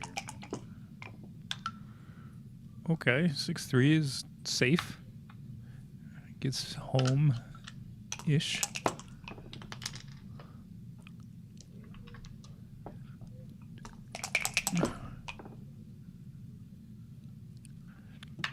Dennis can't really double his position with the until he can clear a point or create some spares or something. It's just way too awkward. Okay, 5-4 clears a point, creates a bunch of spares. Be better. Yeah. What about now? What's the race? Looks like. Okay. Oh. Chris is not a happy camper. Uh-huh. Kind of a resigned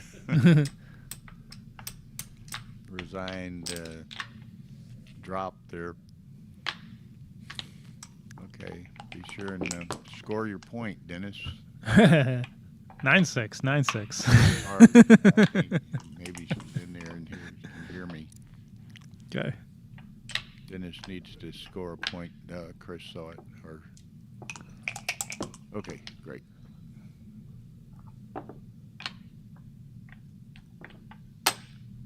Boston Bombers. Oh, I see. Okay. Okay.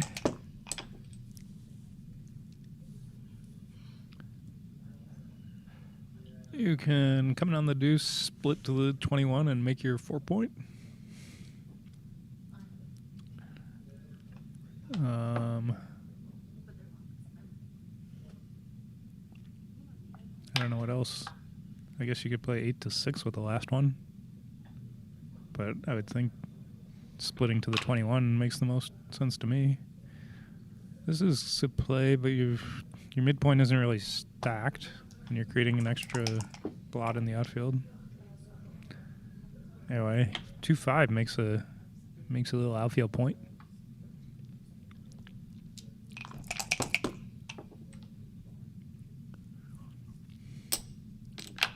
Hey, uses the builder to make his 5 point. Okay. And 6-3 just lands on that outfield point.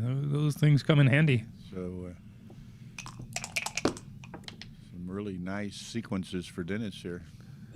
Yeah, Dennis is quite happy. I guess he's leading the race by a little bit, not a huge amount.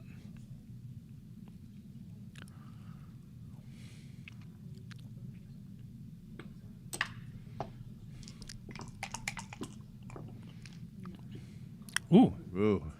That's a good roll. Clears the 15, creates a bunch of spares. Pretty much all he has to do is like even much further ahead in the race. yeah, gains 20 pips. All he has to do is like make his 5 point or clear the midpoint or something, and he's gonna be cruising on home.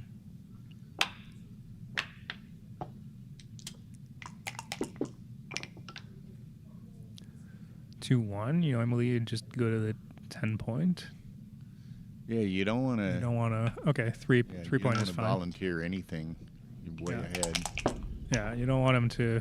Even if you could hit him safely, you don't want him like coming in on your ace point, creating more contact that way.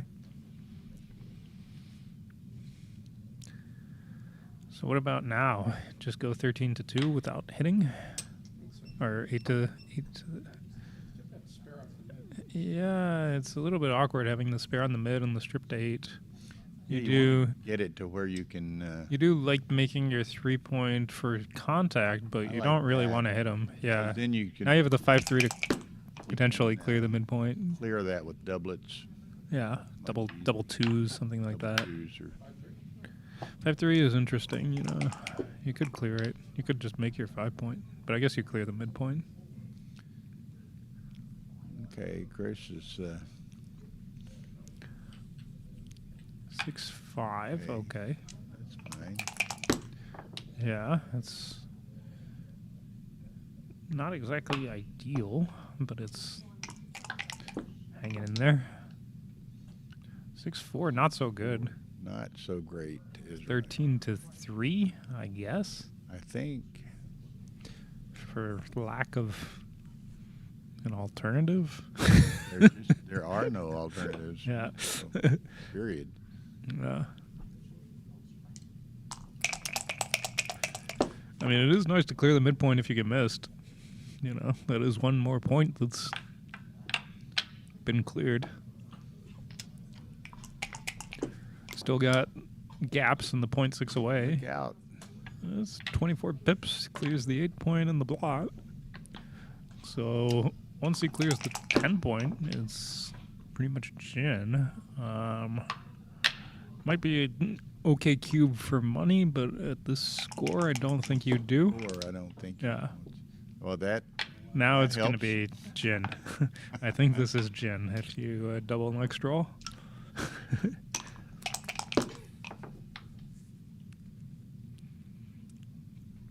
I don't believe that Chris will consider taking this one, so.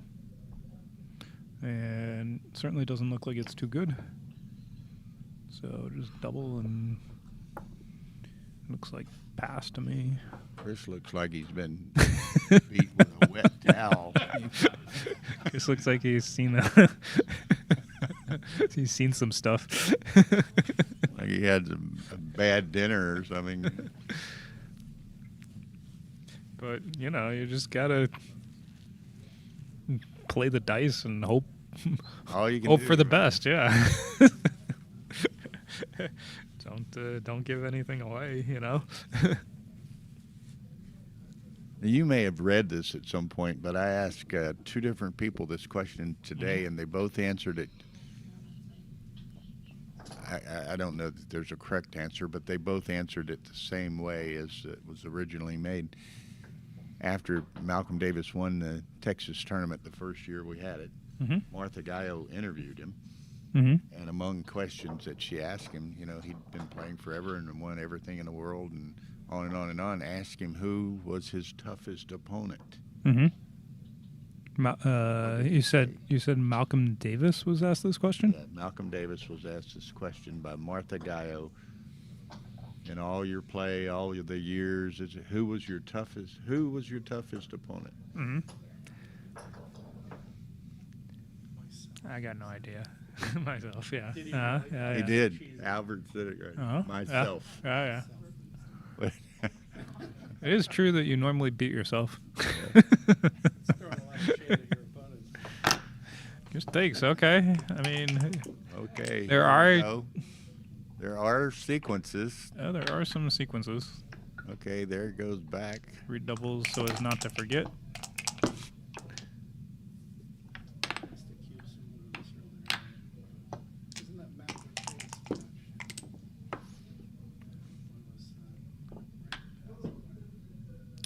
match? Take point is basically like a money game, to be honest. I mean, it is possible that you win a gammon as Chris, which makes it a little bit lower, maybe. But like, it's so hard to win a gammon. I don't know.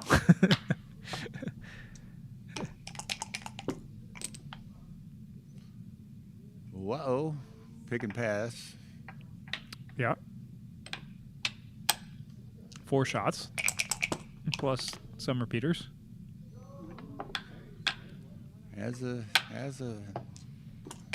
potential. There's The okay. potential Direct is shot. there. Yeah. 12 numbers. Cut off the gammon. Off the gammon.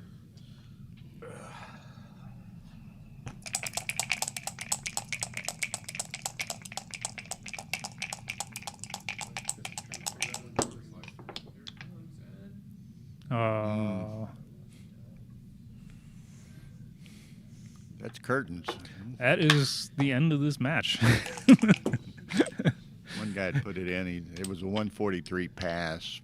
Yeah, it's basically like a money game. I mean, okay, there's a you're leading 2 away, 5 away, so people think like you're winning 4 points, but it's basically the same thing as a 0-0. So you know, as long as you think about it in terms of like, you know, what would I do at 0-0? Then,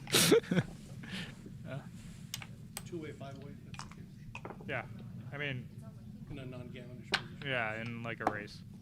Yeah.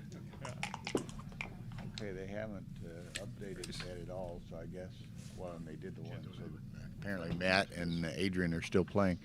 Now we are, as I understand it, going to have another match a bit later with the anti-bye match of the 5 remaining players. The late night match. The late night match, and that will be Matt Congar against the winner of Matt Ricklitis and Adrian Nedelku. So sometime soon, hopefully. Hopefully, sometime. Yeah, they Yeah. played down to 5. Got a round of 5. So. And Matt and either Matt or Adrian will get some sort of compensation for having to play the extra round. Mm-hmm. So it's equitably Equitable equivalent. anti-buy. Shit happens. Yes. You've been put through the ringer. I couldn't do anything that second to last game. I had so many chances. So you had that nice 4-4 from the bar. Yeah, that was good. And I thought I was be able to follow that up with something. The plan was to follow that up with something, but You got so lucky.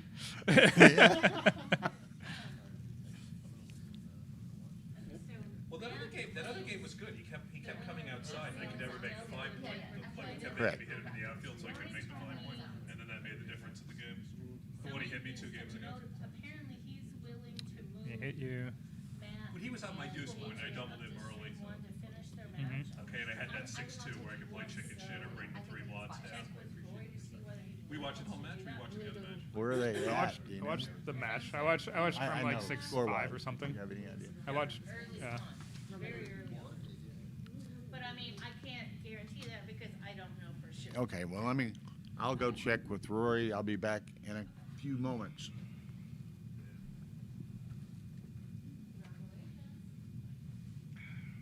What's the score of the baseball then? Toronto. They just went away. The baseball. We were just watching baseball the whole time. We weren't. We weren't commenting on your match. We were just watching baseball. Maybe I can learn something. Hey.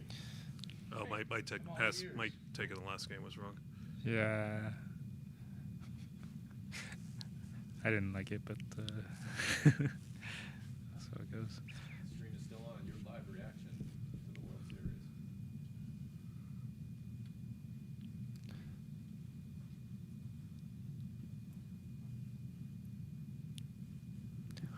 Joe's giving me shit about the win. Oh, of course he is.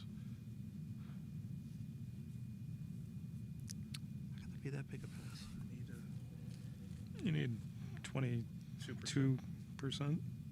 It's like a money. It's like a money game. Basically. That's a huge pass for money.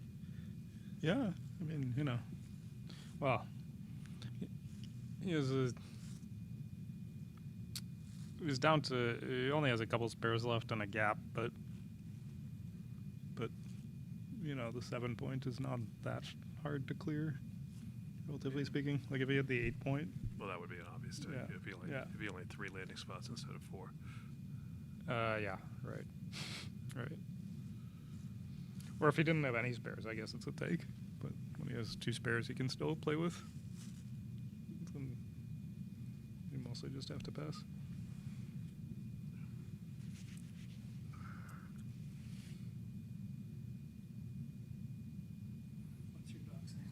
is Yelly.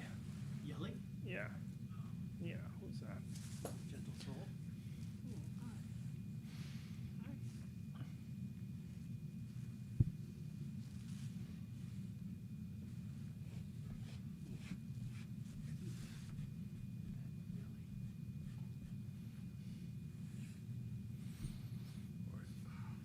Seemed like you were playing fine other than that, though, to me. I didn't see anything yeah, I had a that... tough 6-2 play, but I think I have to give him 3 shots. But 6-2 really play. was the second to last game when he escaped. I had What's wrong? What is it? What's that? What's that? Score! Nice shot. Thank you. Thank you very much. You done for the day, I assume? Yeah, I lost my follow-up match. Oh, sorry. Another close one. Was that to be in the money, or were you in the money already? Oh, no, it was just to get into the third round. So I lost the match, so I rebought. Oh, right, yes, okay. So then the match that I won, that was my rebuy. Gotcha. And then my second round match, I lost it. At least you won the rebuy match, because that would have been extra disheartening, especially. Yeah, with and it two was other fun. It was a double fun points. match, and I enjoy getting streamed and getting to go back and see the comments and then. Yeah, hopefully, whatever I said went over well in your matches. I'm curious to see how it came across as well.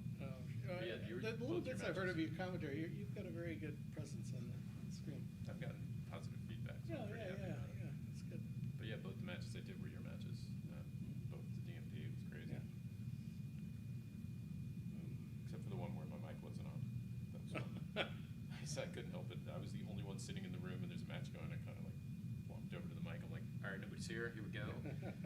And after a few minutes, people were like, your mic's not on. I was like, That's too right. bad. You should have been going like, I'm a mime. I did that afterwards. Did you? So I'm like, my mic's not on. I'm like, and I started doing sign language. I was. I look like I'm all alone, just talking to a ghost or something. Yeah, that's what I was What? sitting off camera for. I was like, you can't see me. Let me check if these mics are off. Are these mics off? Let's see. Hi, everybody. Hi, everybody.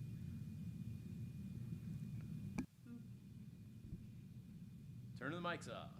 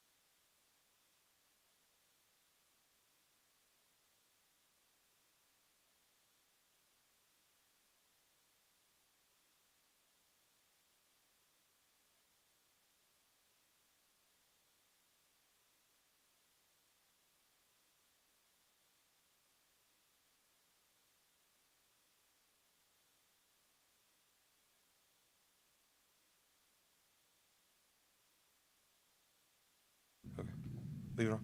Okay. Yeah, it's a fun process. Just, I've got sheets and you just go through all the. Albert. Stream. Okay. We are resuming the round of 8 actually momentarily in the Jackpots. In case you didn't know, my name is Rory Pascar. I'm the organizer and director of the tournament. Once again, we're going to resume the round of 8. It's actually mid-match with Adrian Nelku leading Matt Reklitis 5-3. And the winner of this match will play Matt Cohn-Geyer in the semifinal.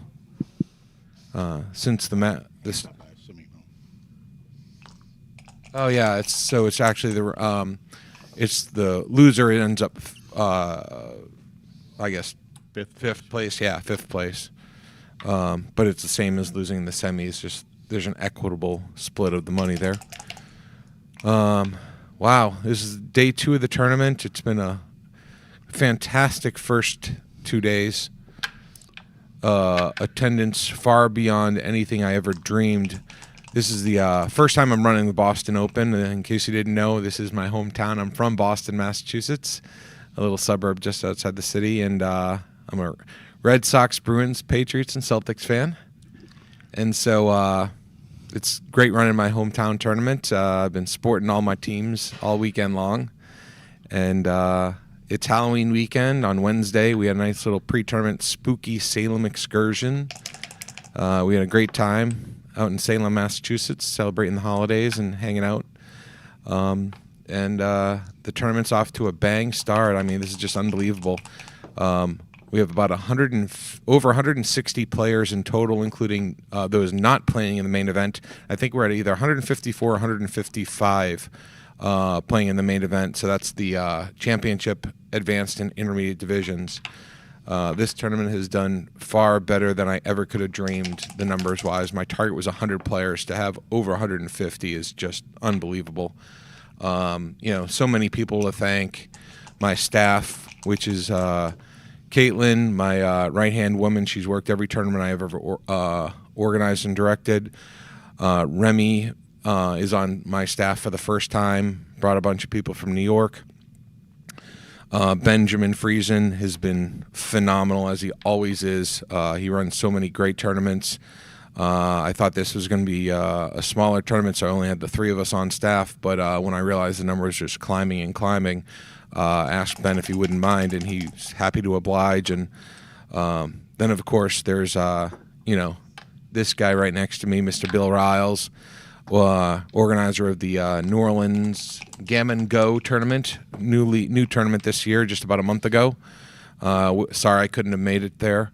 And also the San Antonio, Texas Backgammon Championships. Him and Tara do a phenomenal job. It's one of the signature tournaments on the American Backgammon Tour, and they are what I call the Stream Team, Dream Team, and I appreciate all they're doing and helping make this Boston Open tournament what it can be. And the players are just showing up. It's just crazy, the numbers I've had. I never expected it.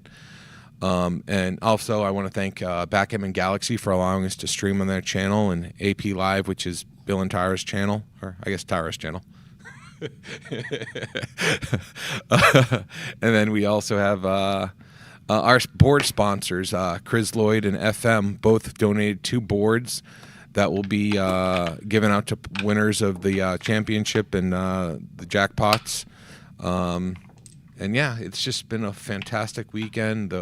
It's not the greatest hotel in the world. It's not 5-star, but I mean, this hotel, the service staff has given us 5-star service. They've just been unbelievable, from the front desk to the restaurant to the sales staff to the engineers to the security. I mean, it's really housekeeping, you name it. Yeah, I mean, I feel so fortunate to have such great people working for us. So yeah, I'm just feeling very blessed right now. Main event starts tomorrow. It's a triple elimination Swiss. Got lots to work to do tonight before I go to bed, putting together the draw players into the OTS and the working on the Calcutta. But everything's been great. I just want to thank everyone for all their support and help, and couldn't do without everyone's. Yeah. Well, and I was going to note, and you probably don't know this, you have the Boston Open checkers that are being. Yes. Oh, of course. Oh my God, I should have mentioned that. Go ahead. Finish. Well, what I was you're going saying. to tell you, you probably don't know this. Yeah. We're playing on a Galaxy board with this beautiful green inlay. Yeah. You know what this inlay is called on their shop? And we didn't really Something know Boston, that. Boston Celtics or something. The Celtic Green or It's something. called the New York inlay. This green for what? I don't know why, but that's what it's called. Okay. Well, they're European. They don't know what the hell they're doing. I knew you would appreciate that. Oh no, that's definitely not appreciation. But It's of the inlays that we have, Yeah. and we have them all pretty Sure. much. This is the most striking streaming. yeah. And actually, thanks for pointing out the checkers. I want to thank Tony Diamantidis and Maggie for having these checkers made to use on the stream for this tournament. I mean, they're absolutely gorgeous. One thing that some people have been doing, and it's really kind of a neat idea. I heard but Matt did this. Reclitis, right? Reclitus and Albert this morning, a tentative move, Yep. or whatever they were using, the flip side of the checker. Yeah, rather than it's kind of like Now, they didn't do setting it aside. continuously or consistently, but it was kind of neat when it was done. Yeah, and I'm super happy to be using these checkers. I think they're beautiful.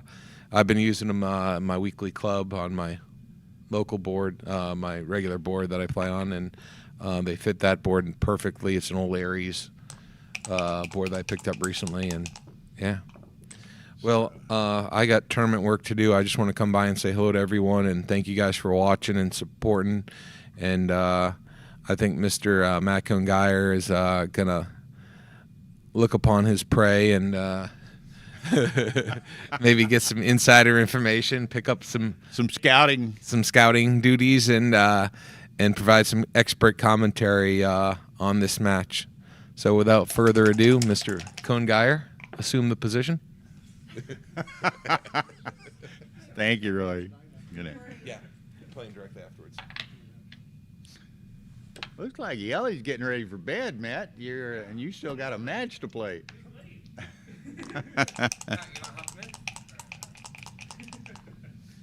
Hey, Yelly.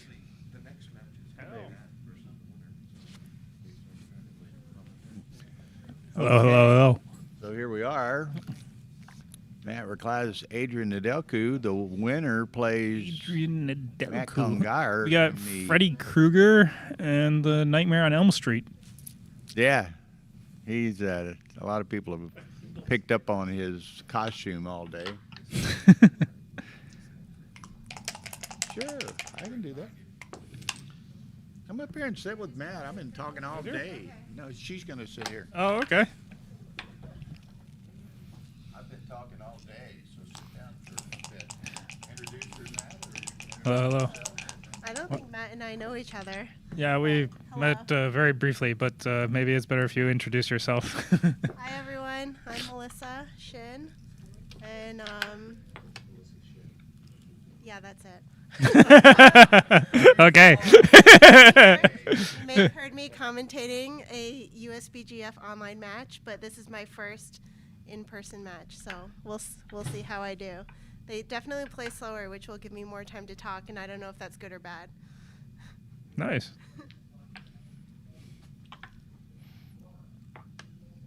Where are we at? Is playing this 3-1 in this fashion, keeping a better distribution, and double twos looks like a pretty good roll. Comes in, hits, hits again, boom.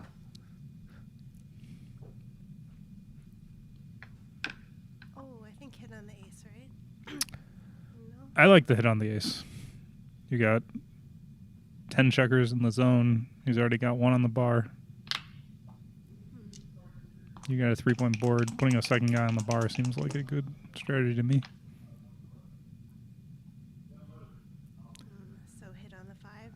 Yeah, you can come in with a 3 and hit with the ace, or come in on the ace and hit with a 3. I think I like this one because you don't want to be weak on both sides of the board, and you give yourself an extra spare on the 6 point.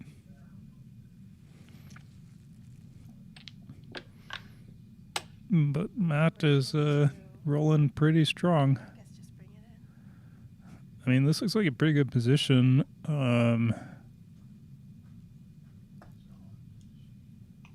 If there's a fan, I guess you double. 3-6 is good enough to hold off the cube.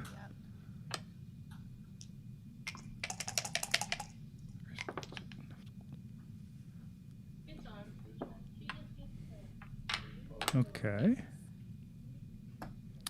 It's got 3, 6, 4, 5, and the ace to hit back. Double 3, I guess, is the best roll. 3, 6 hits back. Yeah. And now the outfield is. Well, see how he's really close. Oh, When okay. you guys are both the same, then it doesn't sound like it's. Okay, we gotta equalize the volume levels. So, if I'm following this right, Adrian is on roll. And Her positions are kind of symmetrical. It's hard for me to. Okay. well, he's got a guy on the Wow. bar, plus he's shooting at all these Great blots. shot. So, yeah.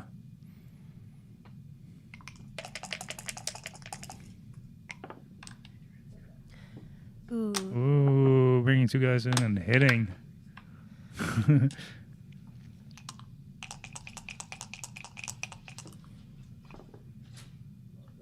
And a fan. Oh my gosh.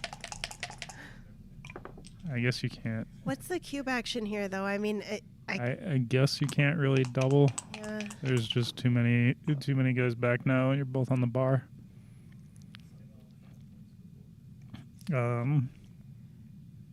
I thought there could have been a cube at one point. Are you hitting loose? Yeah. Second guy on the bar, and you get a chance to make your 5 point. Good idea. Oof. Double aces. Oof.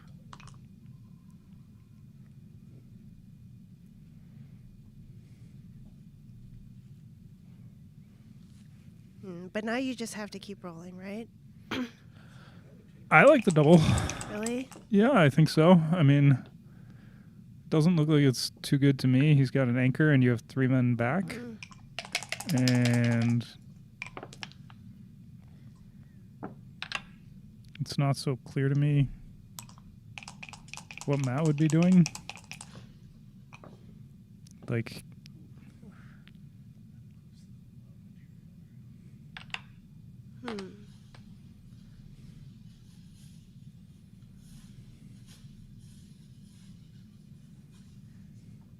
Is that right? I don't know if I would take this opportunity to kind of extract some back checkers, maybe, or probably have jumped out to the 18. yeah, I think 3 hits hitting for sure is a good idea, just because you have the stronger board, and whenever you have the stronger board, you want to hit.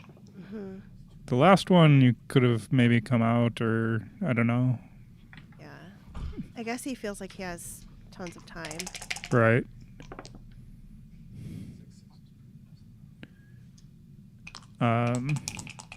Yeah, whenever you have the stronger board, if you can find a number that hits, it's usually a good idea, especially if he gets more than one on the bar.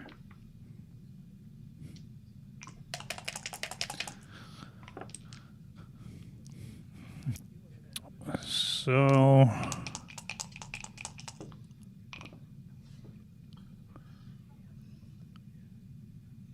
trying to win 2 I points. guess, like, in the moment before he rolled the 6-2, if that was a double, was it a take? I think that's Yeah, I wasn't sure. question. I wasn't sure about. Yeah. There were definitely enough I mean, the 6-2 is probably a market loser. Yeah, it could have been a pass already. But you know, if it's like if it's not obvious to me what I would do, then I just double and let the Yeah. other guy try to decide, because Right. often they'll make a mistake. even I if it's think not a I double, would've- or if it is a good double, then whether even if they don't make a mistake, it's still good. I probably would have passed. My novice rule is just 2 on the bar. No. Yeah, But yeah. I mean, it probably was a pass at that point.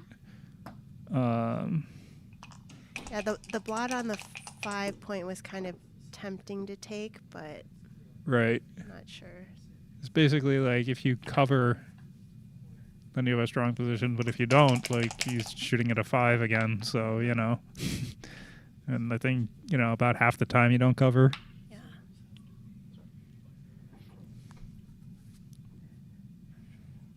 But white actually has a board now, and Yeah.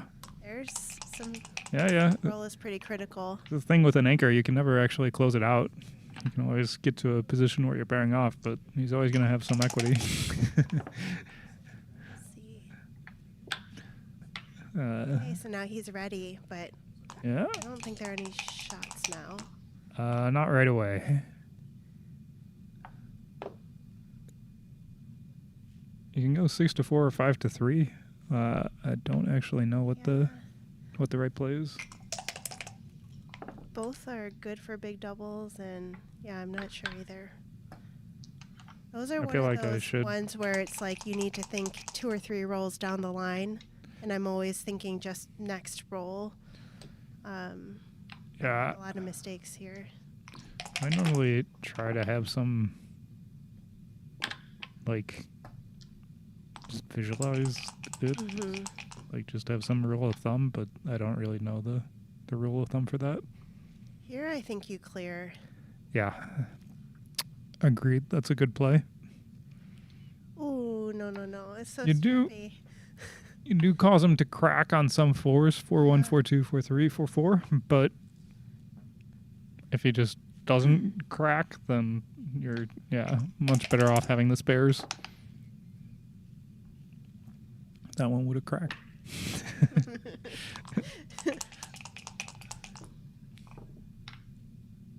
Oh. Okay, there is a shot. 6 guys off.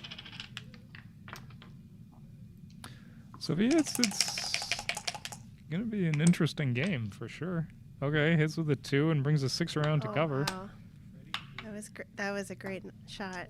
Yeah, he's still not going to have a double even after a Right. closeout, I believe. Although it will be close if he closes the board.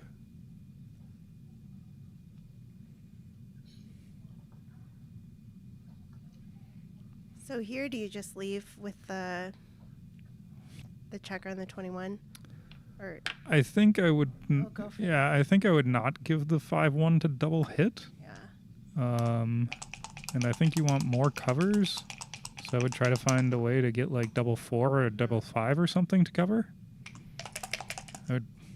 I don't know. Everything must be close, But I would try to think, how can I put a checker to cover with double 5 or double 4 or something? So Probably leave double. with that guy. Yeah. So if you go to the 17 and the 20 point, you would have double 5 and double 4, right? Here you don't have either one working.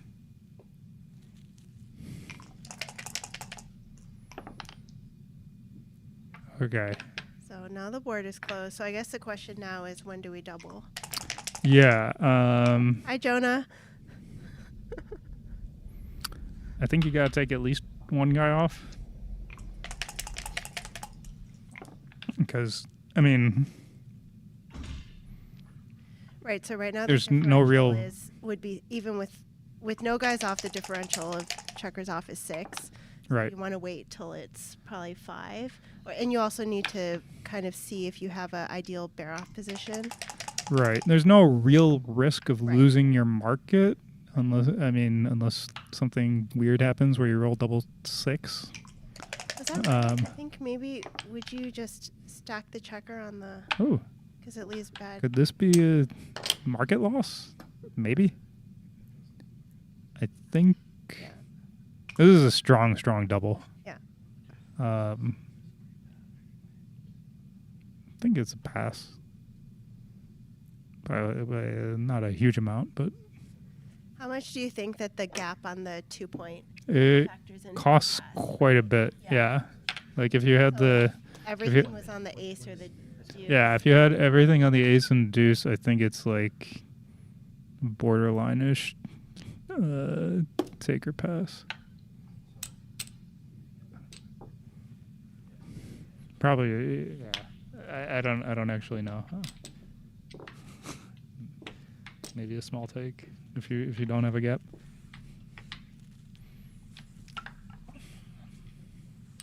Yeah, but I think at that point there was only a 4 checker differential, so it's probably a pass no matter what.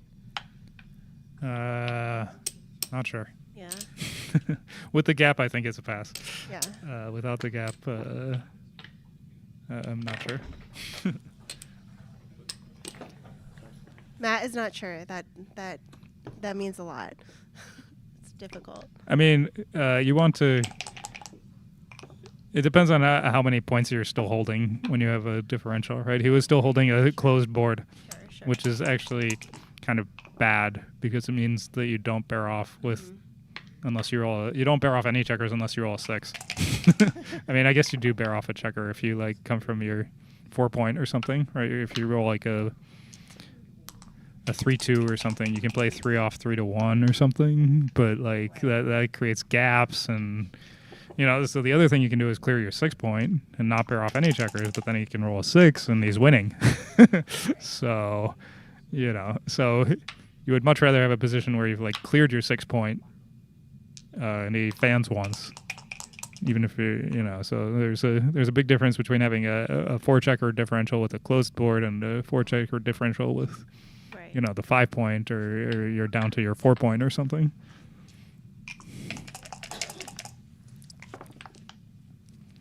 Oh, 5-1. So he hit loose on the ace. I'm never sure if that's right. That's probably. I'm not sure if it was right or not. I kind of missed it, but I feel like that's a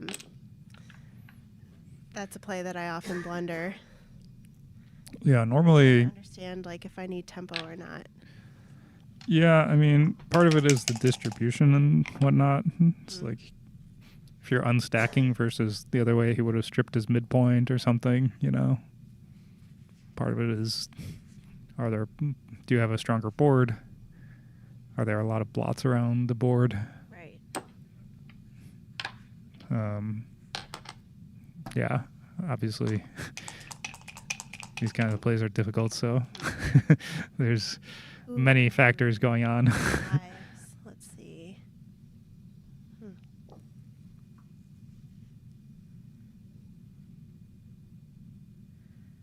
I'd probably just go to the 5. I don't know about that if I want to like strip the midpoint just yet when he still has those 5 checkers there, but I don't know. I guess you still have time. Yeah, making a point is usually good if you can do it, and stripping the midpoint is not ideal, but it's less bad when you're only holding the guy's midpoint than if you're playing against back checkers. Would you consider making the bar here on the 6-4? It's bad to leave a shot because Yeah, you gotta right? you gotta clean up the blot when you have everyone escaped. The difference between having 0 guys back and 1 guy back is enormous.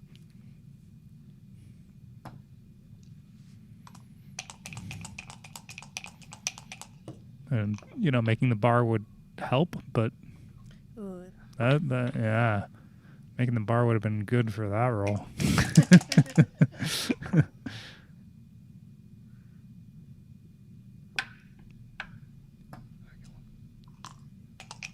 Looks like it's close. It's racing. I think the race is too close to double. It looks pretty close.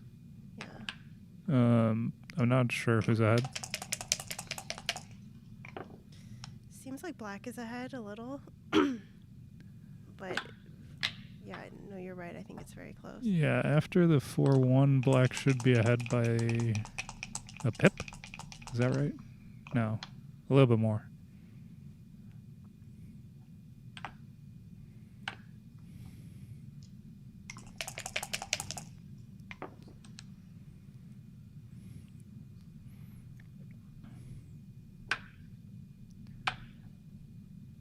Up one, down one.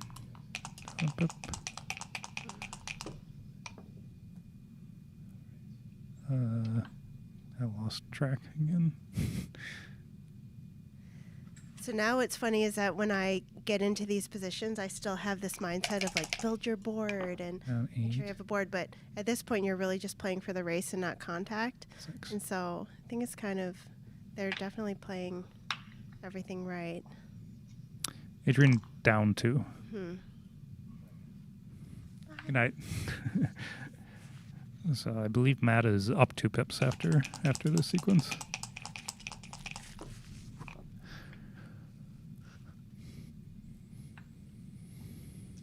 Okay, so 6. Yeah.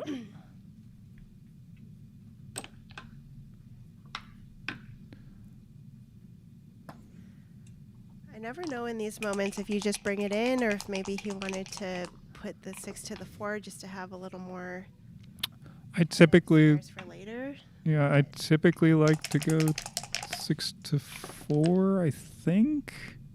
Here's a good spot to go, 5 to 4. Yeah, you like to put at least 2 checkers on your 4 point, because otherwise it's easy to miss with a 4. So this is a good roll. So now we see what happens and there might be a double next. Yeah.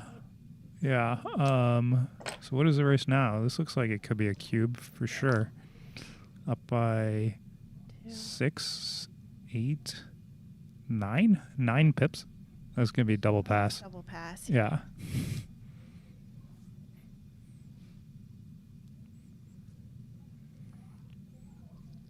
It's like a 50-ish pip race, 60, 50, 60 pips, 55, something like that. And if you're up, 7 pips or so, it's about a pass. So 9 is pretty clear pass.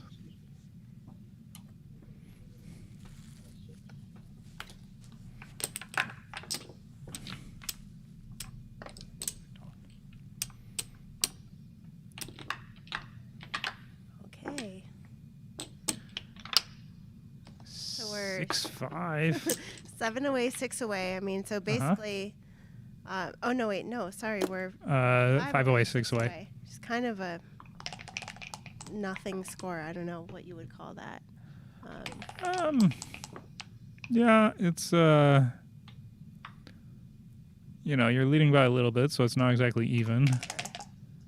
And if 5 away doubles, it's typically an easier take than for at 0-0.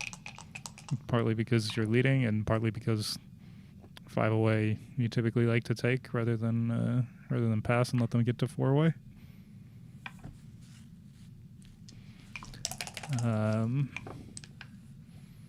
On a redouble, I don't know. He knows. He's just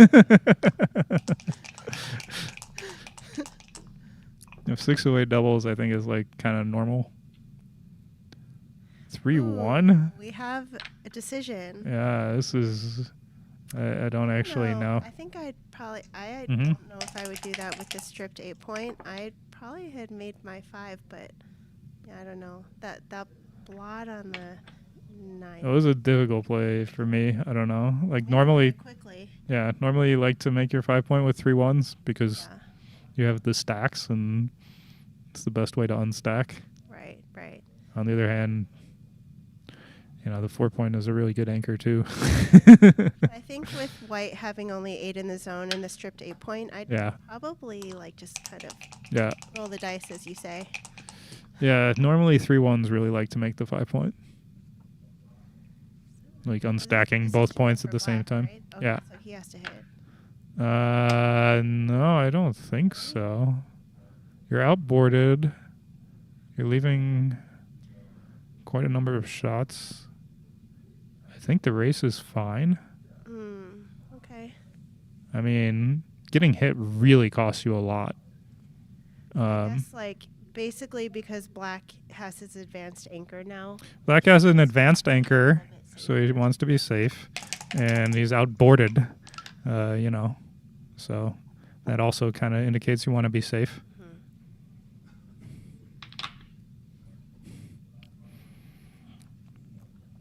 If you get away with it, it's nice. But you still have these blots that Right. don't always get covered.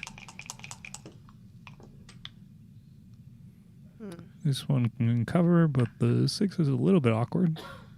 I mean, it's Just not. out of the deuce. Yeah, it's not the end of the world, but you are stripping your 8 point and playing with a blot in your board, so. This one runs away with the blot in the board. Yeah. It's hard for him to hit and cover at the same time. I mean, there are a couple rolls, but. So cover and maybe slot the 4. Yeah. Or 3. sorry, the 3. Yeah. Yeah, good play. That's This is- probably okay. Yeah, this is okay. I think you want to build a board as fast as possible, but this is okay too. It just feels nice to unstack that 6 point. Yeah, you like to build a board as fast as possible. So normally you want to like slot your points, and then you can make the points, and you don't always roll a number that like perfectly slots or makes a point if you don't have them slotted. Would you have considered maybe just going like 13 to 5 there? Yeah, it's certainly an idea. Like, again, there's not really that much contact, right? People aren't leaving their anchors or volunteering shots, so you just like to kind of keep spares and flexibility, because you can play for contact, but you're only going to get contact if it's like if it's like multiple rolls later. This one Ooh. could be a potential shot.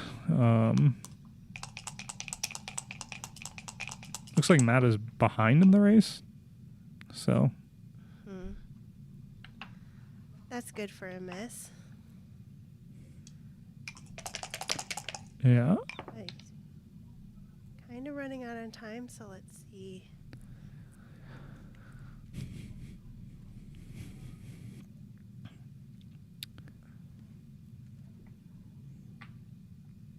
Definitely don't want to leave a shot, and you want to keep spares in front of the anchor. So Okay, that's good.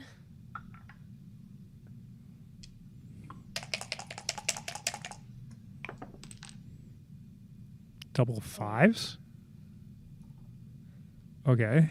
What's there to think about? I don't. Well, you're losing the race before the roll, right? So you're not like 13 to 3 isn't exactly automatic. Really? I don't know. Is it?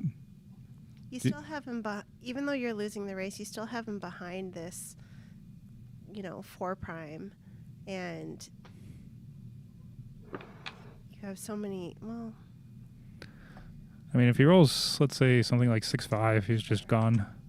yeah. And if he, I mean, part of the problem is if you don't do that, what was your alternative, right? There's not a lot of good other plays. Double 4 is pretty good for the race, but bad positionally. He has to create a gap on a 6 point. Yeah, I think I've kind of in my recent studies have found these positions where even though you're behind in the race, like a roll like a double 5, like you kind of have to take advantage of it even though you're down, because Yeah. to clear that point is huge. But okay, so now he rolled a 6-5. I think now he should stay with 1. I mean, So now the race must be.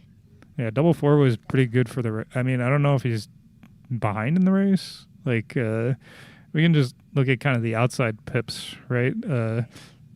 Adrian has 16 and 15, so he has 31 outside, and Matt has 4 times 8, so he has 32 outside. So it's like pretty close there. Right.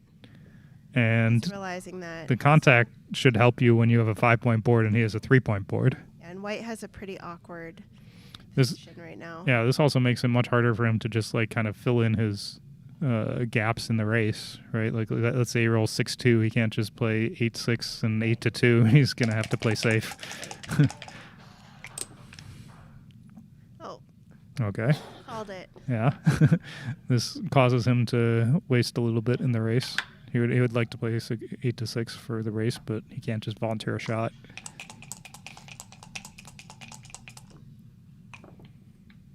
Let's see. So you can stay back for the contact again, but now you're starting to waste in the race. Yeah. The problem with staying back is now you're wasting pips. The gap on the 4 is also not great. So there's. I feel like the race is close enough that this is what I would probably do. This looks that's strange. okay. Yeah, this just gives him the extra jokers, and you're not really costing him that much. I guess you cost him something on this. Yeah, but now white can come in very comfortably. So I don't know. You did kind of cost him on like 5-3, 5-4, 6-4, all that stuff. You can't play both off there. Ooh. Oh, double ace is stuck. Okay, 4-3. bad roll and bad for the race. Yes. So what's going on now? So now he's counting. Let's say he rolls like a. So he just brings 2 guys in. Then he's got an 8 roll. So he's basically in like a 9 roll. He has a few hit and cover jokers. Something is going on the board. Black is 60. Yeah, And sure. Okay. I white think you might have is- stolen. I'm You're sure. very slow at I wasn't paying close counting. attention. I'm not 100% sure, but okay. I don't know what's exactly is going on, but It was 1-1, right? something is going on. Yeah. So it I think was, white is up 7. It was up 11, so it should be up 7. Or maybe I counted it wrong. Don't worry about it. They might be discussing those double ones because I actually thought that Adrian maybe played an extra one, but I'm not sure. It looked legal to me. Yeah. He played. Did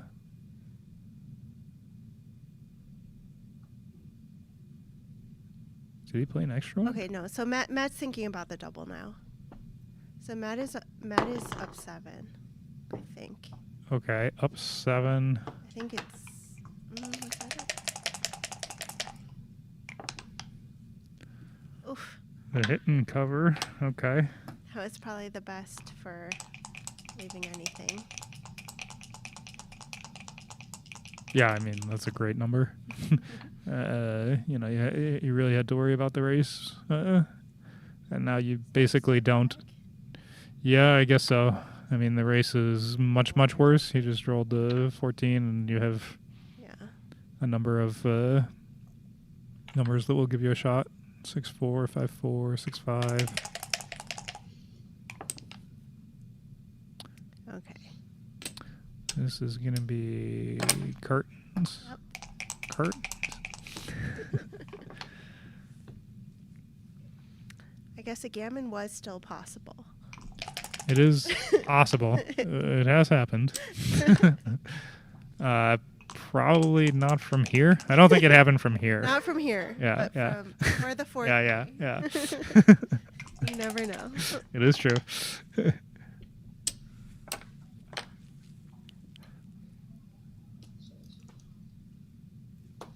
Could still win. So now he's. Could still win.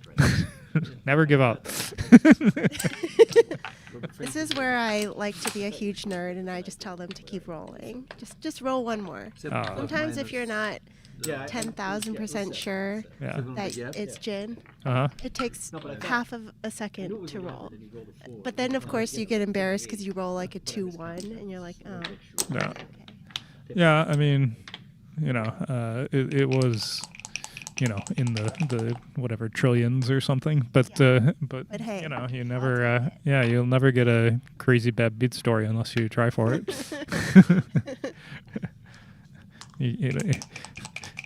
If it can only start with you not resigning.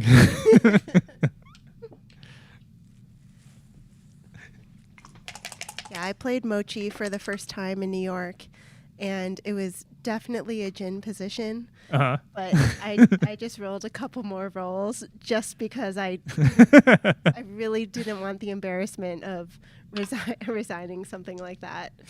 Oh, it is hard to win. It is hard to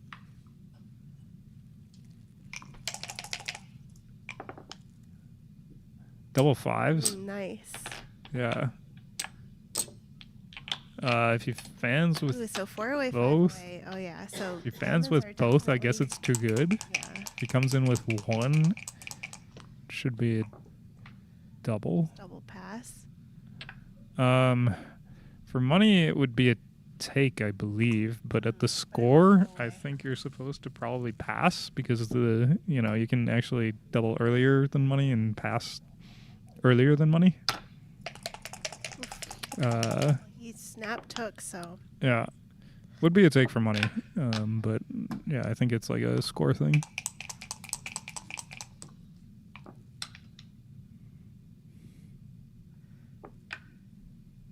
that 5 is great. So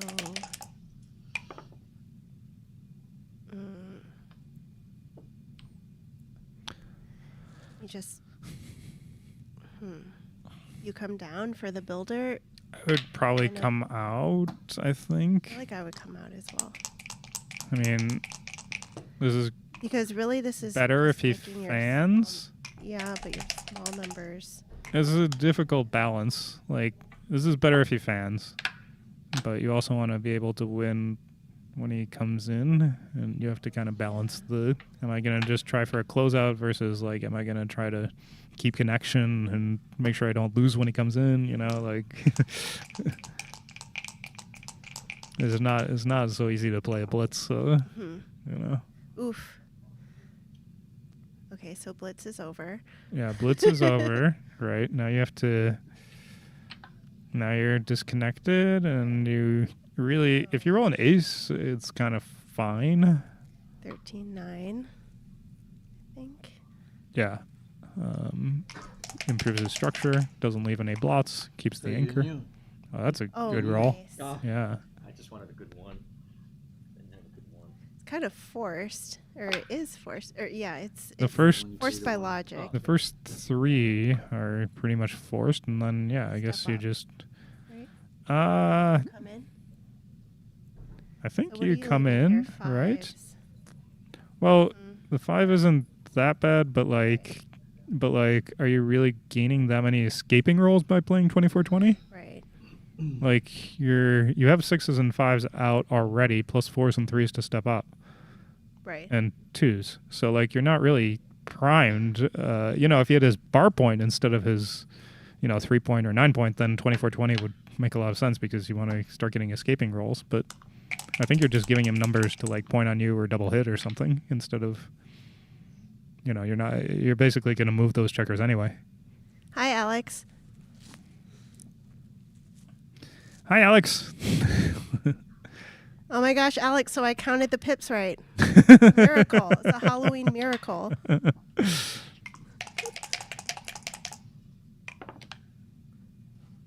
Double aces? This is the one you're stuck on. Oh, man. That's brutal.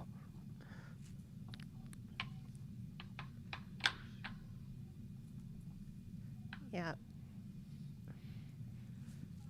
This is like kind of getting close to a recube, but I don't think it's quite there. You're still... Black needs like one more point or something. Yeah, you're still losing the race. Like, you don't really rate to make a point, so, like, you have plenty of rolls that don't make a point, and, like, most of your rolls are not going to make a point. This is actually not great. Right. This is one of your not good rolls. Do you just run with the back checker or something?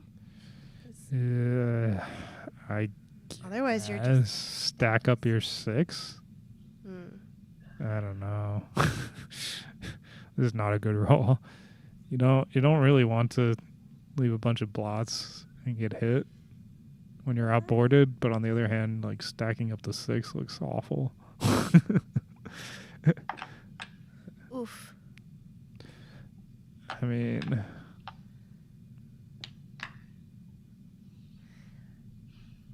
well, if you play this 2,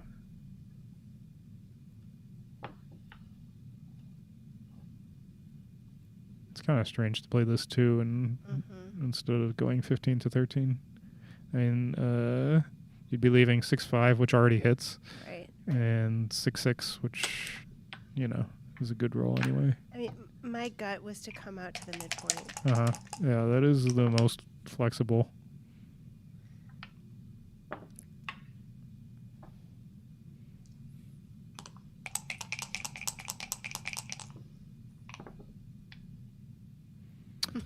Six two again. No, it doesn't work as nicely. It does not work very nicely at all. Yeah, you go to the ace.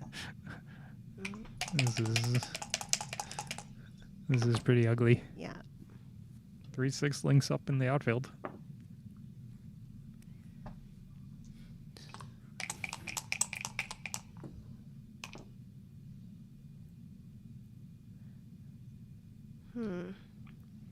When you have a That's definitely the 5. yeah, when you have a blot on the ace, you want to cover. Yeah.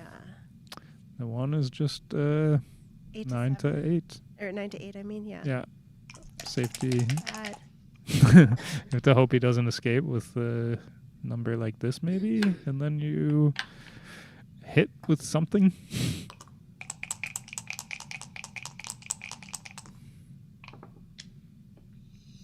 Okay, you could also do this. So Come out to get the 6-away contact and make a board. yeah.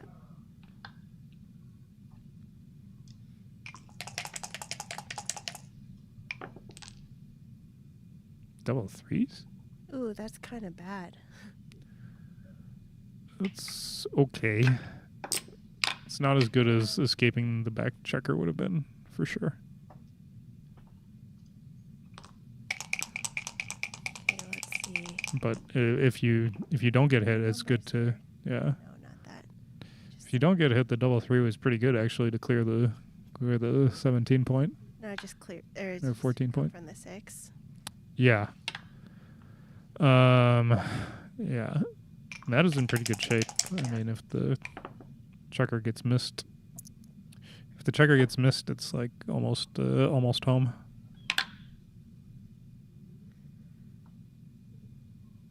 That looks right. Yeah. Stays 7 away. Sure. Okay. Double 5s? Wow. Well, What's going on in this race? I mean, must be behind a little. yeah, but he has to go, right? Yeah. Otherwise, he's going to be stuck there. I think it's sort of one of those. Yeah, you can't where play. it's probably if it was a pure race position, you wouldn't, but you got to take the opportunity. I don't think you can play 6-1 twice. So if you can't do that, then you have to move at least one of those checkers. Mm-hmm. Is it possible you could Is there a like? reason to just go with one because he has that blot? What would that leave? So 3. You'd have to roll a 3-4 or a 3-1 to hit and cover. Mm-hmm. And otherwise, you got the contact. Sure. So. Or 3 3s, double 3, and Double 3 picks up and links. Yeah, double 3 is pretty good. Double 3 is pretty good no matter what you do, though. I Yeah. think. sure.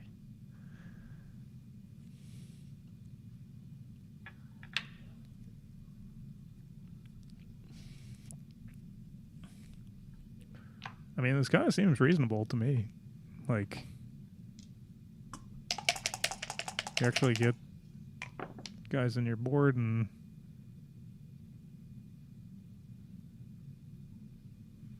maybe you get some shots or something. Mhm.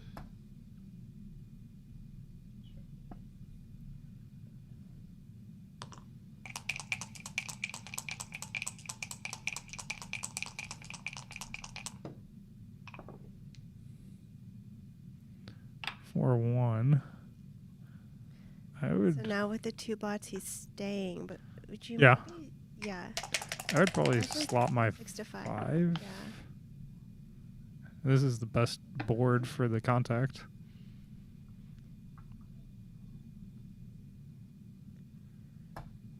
So just leave less shots, basically.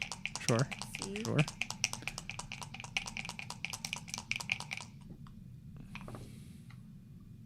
Oh. 4-1 is a miss. It's going to be very hard for Adrian to win this race, I think. But, you know, better than the last race, at least. Yeah. Double six would put him a favorite, so. Let's see. Oh. And 4-1 3 times in a row. Never happened. double five is probably not good enough. Double four would be okay, but Yeah. not great. Oh. Oh, double six, okay. I mean, Matt is kind of gappy, so. Yeah, he has I mean, misses. this is very close now. We're- This is quite close, I think. So Matt that's has a miss. Matt has two more checkers off. Yeah, he can't afford really. Well, I guess he can't afford to miss again. But Oh, wow. this is almost gin, I think. Yeah. I mean, Matt needs a double Let's see. to stay alive. Oh, that's not good. Okay, so Yeah, it's gonna be 4-roll, but the other Right. 4-roll is like dead. So, yeah. Anytime you roll a 4 or a deuce, you immediately lose, and right. only double 5 or double 6 actually gets saves the roll.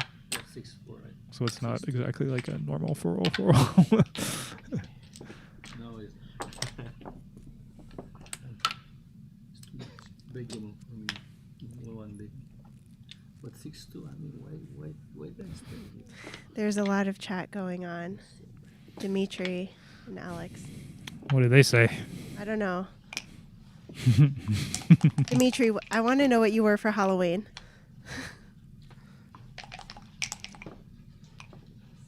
So Alex says 3 away, 2 away is a score when you can double most aggressively in non-gammonish positions as a trailer. Yeah.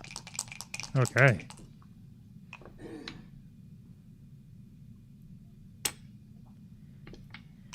I think that's what you would call like a gammon go light. Maybe 2 away, 1 away post Crawford.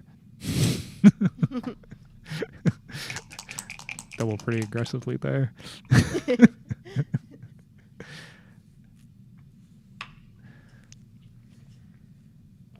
Would you slot the 5 there? I think I don't know. I mean, is interesting. Normally when you've escaped a guy with 6-5, you don't really like to slot your 5-point anymore because you don't want to get a second guy sent back. But on the other hand, Matt had a blot on his side, so it's hard to hit and cover as well. Like you often get return shots at the 5-point if he hits you.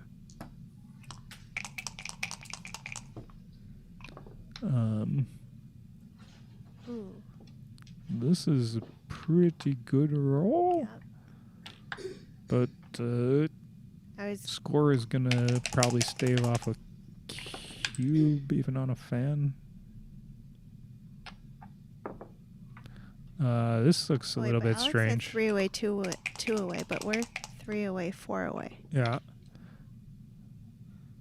I would think normally you would want to play 13 to 9 with the 4, but 5-1.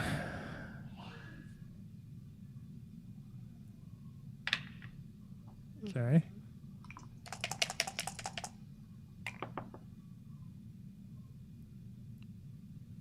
So he's got a super stack.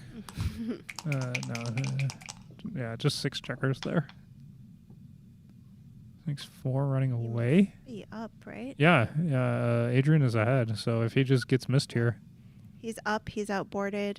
So it's up by 17. He's up by 17.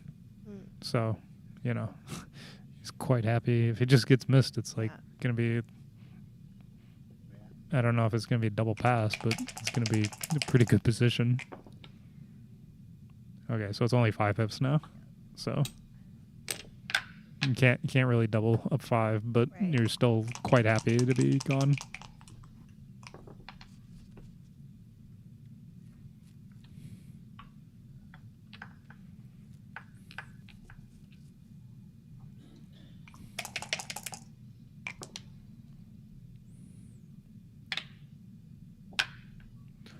So now it's just an even race. Oh. It's like anybody's game. And so basically, at the as I'm learning, like at the flip side of the score at 3-away, you would need to be very careful about your cube.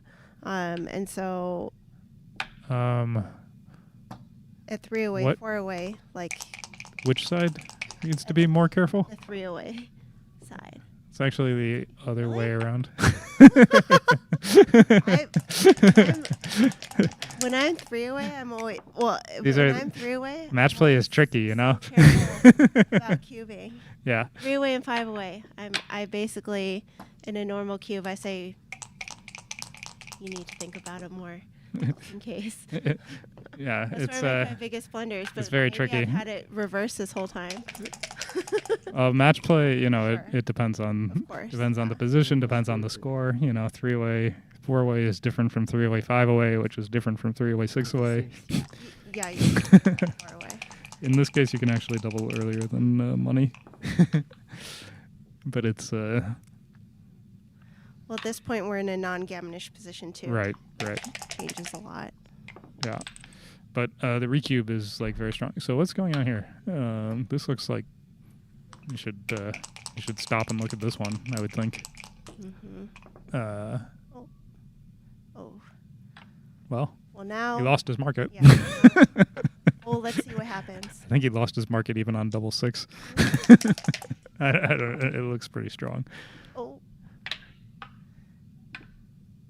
This is just gin, right?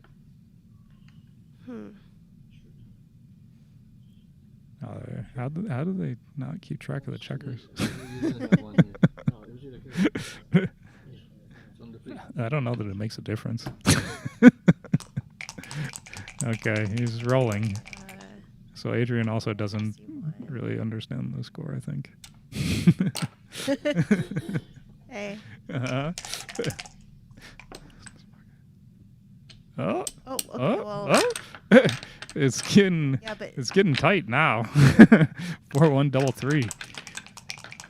Picked up 7 pips there.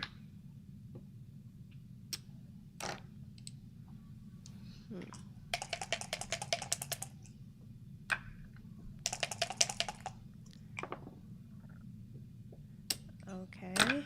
This is a Actually, very close race. Yeah. This should have never happened. Wow. But I think, yeah.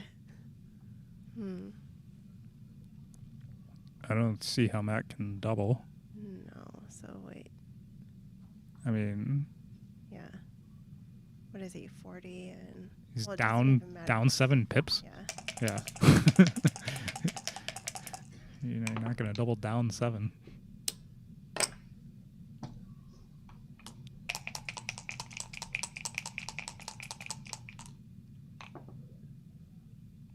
Okay.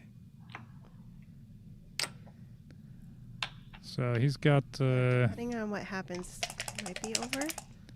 he's got a 5 roll, potentially potentially a 6 roll, but it's going to be a 5 roll if he doesn't miss. Ooh. This is almost certainly gin again.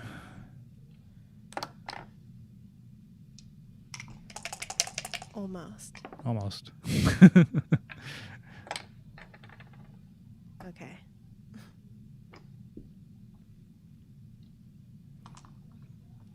Is close to too good.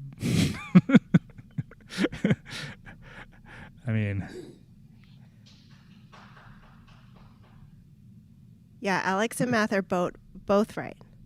Not necessarily in non-gammonish positions at 3-away, 4-away. See, this is why I'm here. This is like a free lesson, basically.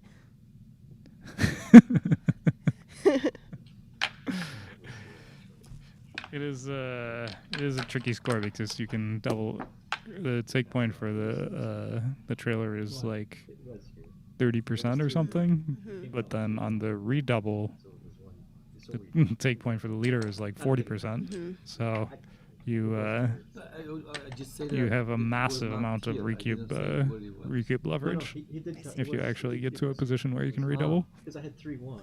But that's why when I'm three time, away, I ask would her be to- careful I don't care either. of Yeah. recubing because I know that the opponent has a huge Yeah, recube big. they do have a That's why I huge did recube, but I they call- also I call have that the But I don't scary think scores. that- That's where Yeah. I Well, waste just- like 5 minutes of my clock, I don't Mhm. know.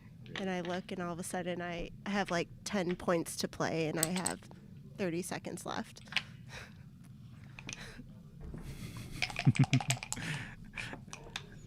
the initial like 30% take point can also make up for the massive. I mean, it's hard to say exactly how it works without a computer.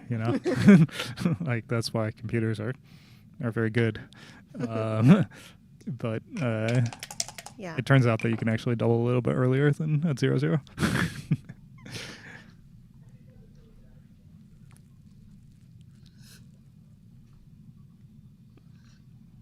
I don't need. This is for white. Okay, so Yeah. Hmm. You have to split with the. No, this is not. Once you've made your deuce points, you don't want to just slot your 5 because you don't have a pure position, and also the other guy has made his 4 points, so you want to start advancing your back checkers. And he's stripped on the 8. Yeah, he's stripped on the 8. This is like even if you make the 5 point, you don't have the priming position that you would if you hadn't made your deuce point. So now do you jump out? Yeah, Have to. you gotta Oh. you gotta jump out. You gotta start to make your 18 point.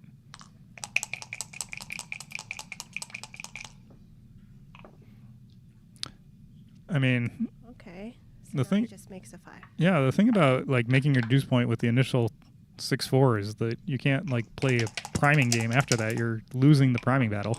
Right. So, if you wanted to play like a pure priming game where you're gonna slot your strong points and then make your strong points, why did you put 2 checkers out of play to start with? I mean, you can do that, but you gotta, not when you've already made your deuce. I would not touch those checkers if I were Adrian because I'm winning the priming game, and I would just want to keep building my prime and not give him ways to blitz me. Right, right. So 13-9, 13-10 is like the way to do that, not get blitzed, and just build your prime. You really don't want to get blitzed to the score. I mean, you don't want to get blitzed anyway, regardless of the score.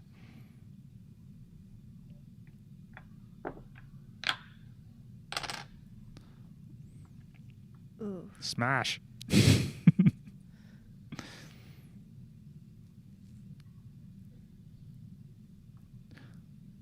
You got 11 checkers. 11 checkers going forward. And this leaves shots anyway. So hitting on the ace must be hitting much, too. much better. Yeah. Also, the score definitely argues for aggressive play, right? Yeah. Say 2 away, 4 away. Yeah. But also just the position, like even like double match point. Sure. Like But you're he's just behind that prime too. He you got 11 checkers going forward. Just close them out. You don't want to get into a mess. So did you double here? Yeah. Yeah, it looks like a good double. I mean, you can double pretty much any game where you have 50%, right? Like there's gammons, and this is the downside to just having split with the 4-3 is like you can just get closed out. 3-6 is a great roll. Fantastic shot. Okay.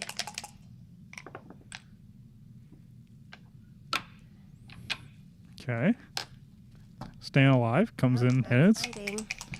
Any fan would make it No threes. very, very.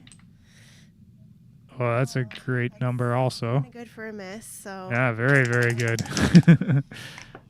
I mean, may not hit the blot, but at least very likely to save a gammon. You're not getting closed out unless you get hit somewhere else. So.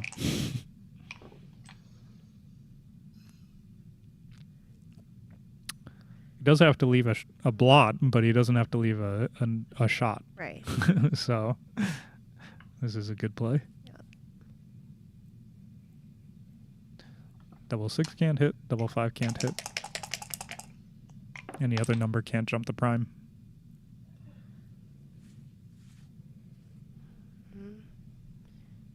Right, and it creates good outfield coverage too for numbers like this, basically. Let's see. Not exactly sure about the 4, but this is reasonable at least. Could try to like keep some connection and maybe make the Right. 18 point if he rolls a 5. Yeah.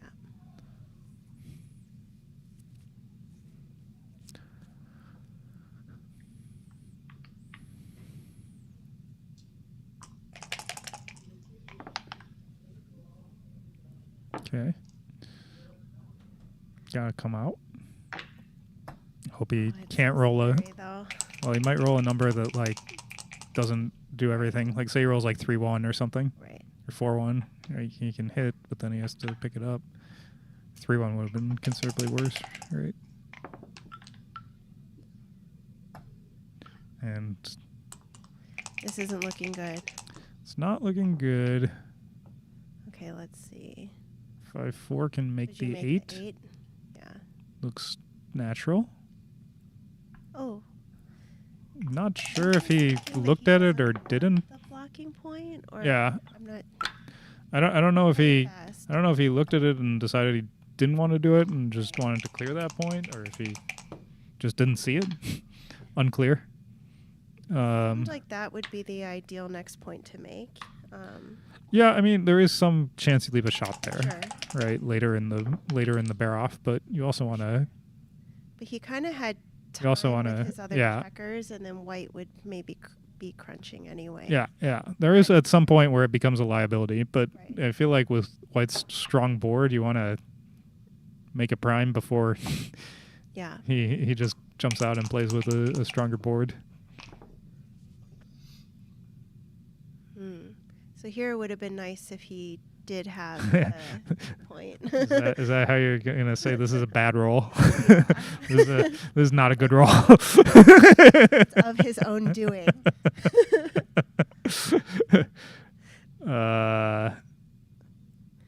So what? How do you? Okay, yeah, you can Yeah, leave 7s and yes. 8s. Yeah, okay, play with one block. No direct shots.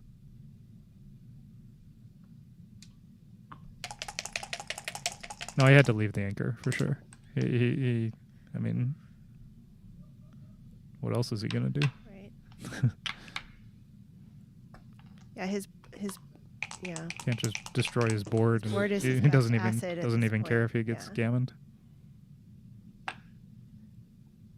Square like is that. gammon go for white. Right.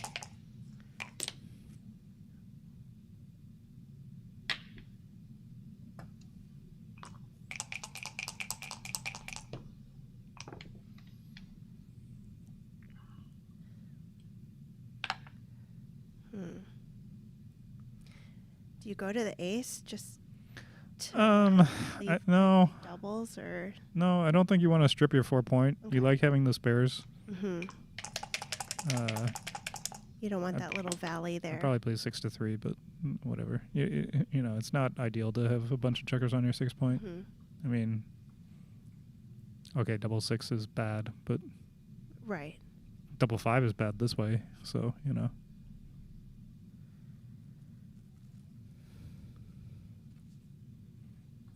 Is he thinking about running? I don't. Has to come out. I mean, And then he's got the blot on the ace. So, and just like you know, part of the 4. problem with playing 4-1 is that, you know, if you roll a number like 3-1 that could hit, now you have the blot on the ace that's Sure. exposed. Right. Well, I guess you can pick and pass now, but you know, there's some weird, funny stuff that can happen with the blot.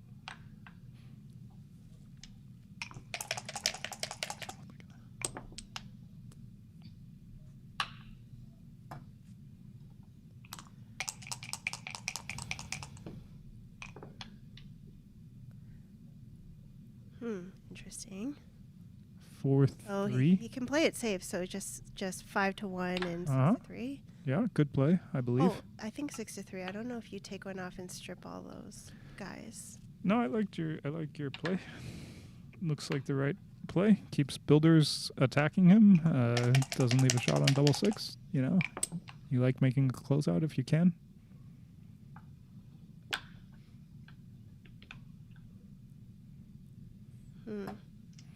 It's very difficult to win for Matt.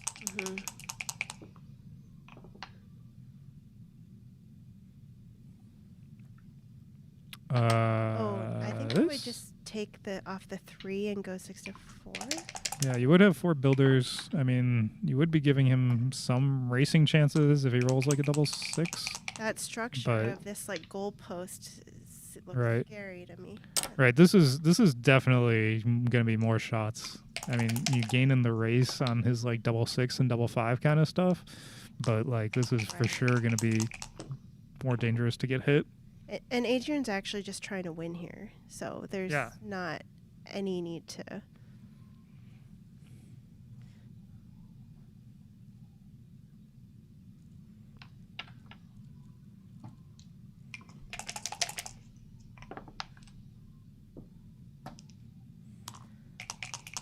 Okay, decisive roll. Let's see. Yeah. Decisive. It's pretty good. Yeah, pretty good roll. It's about as good as he could ask for. Sometimes you just want a 2-1. Double 6 was the best, but 2-1 was close to the best. So I don't think you would make the deuce, right? You would. I go don't like, think so. It's just 5 to 3. And yeah, it's a lot of shot. You need an ace up to not leave a shot.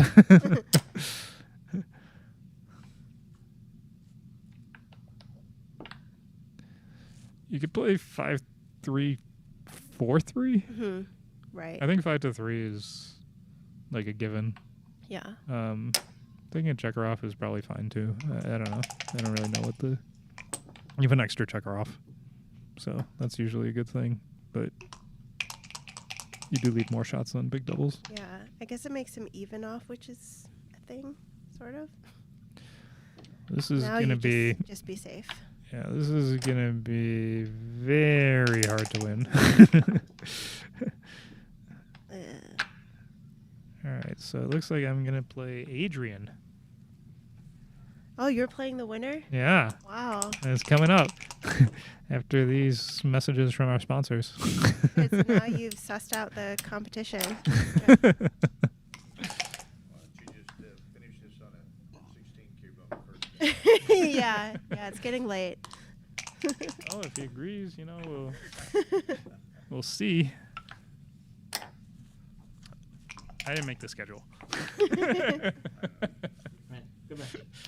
I did not. Okay. But I did hear that I was going to play Do the we 11 really have o'clock to and play perhaps. the other one tonight? All right. Thank you, everyone. Thanks for letting me join. That was so fun. Yeah, that was great. I learned something. Good So. I actually enjoyed your commentary. So, you know, thanks for joining us. Bye, guys. Bye, Dimitri. Bye, Alex, and everyone. Bye, everyone. See you soon. See you real soon. You're on the other side of the camera. On the other side. Okay, thanks. What's up, You ready, dog? You ready for action? Let's do it.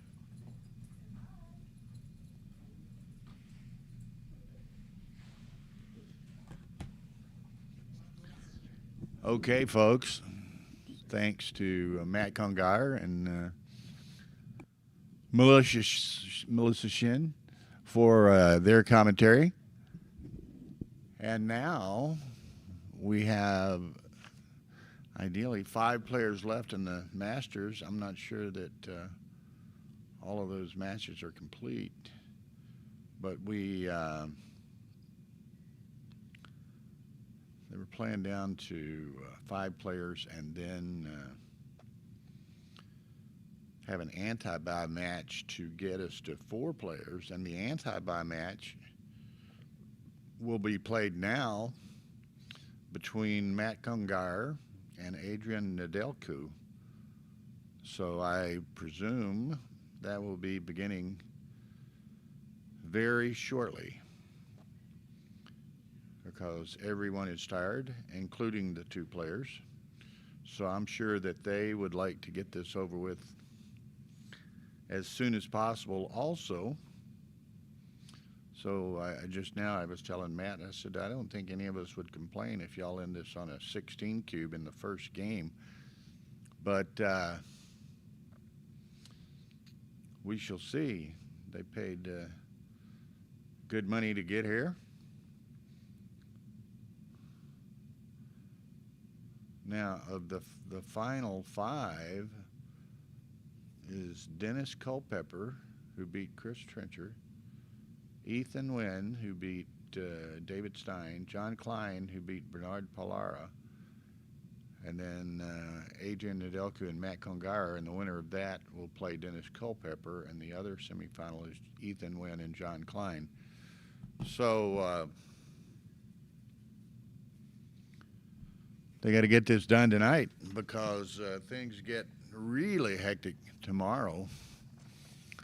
And it's interesting, and I haven't seen any final numbers, but they're going to have it's more Swiss triple elimination, and there's 60 are a little bit better in the open division.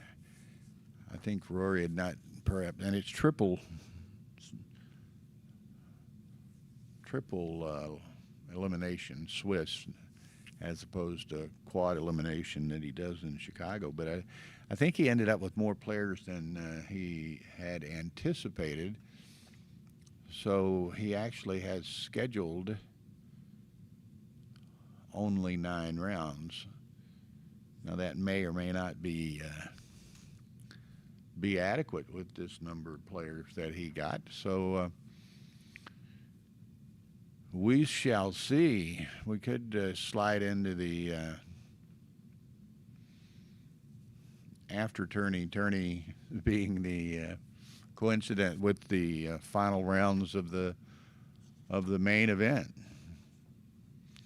But we will see. Just to update y'all, tomorrow morning, which is, well, we're still tonight. Tomorrow morning at 9:30 a.m. is the welcome announcements and Calcutta auction.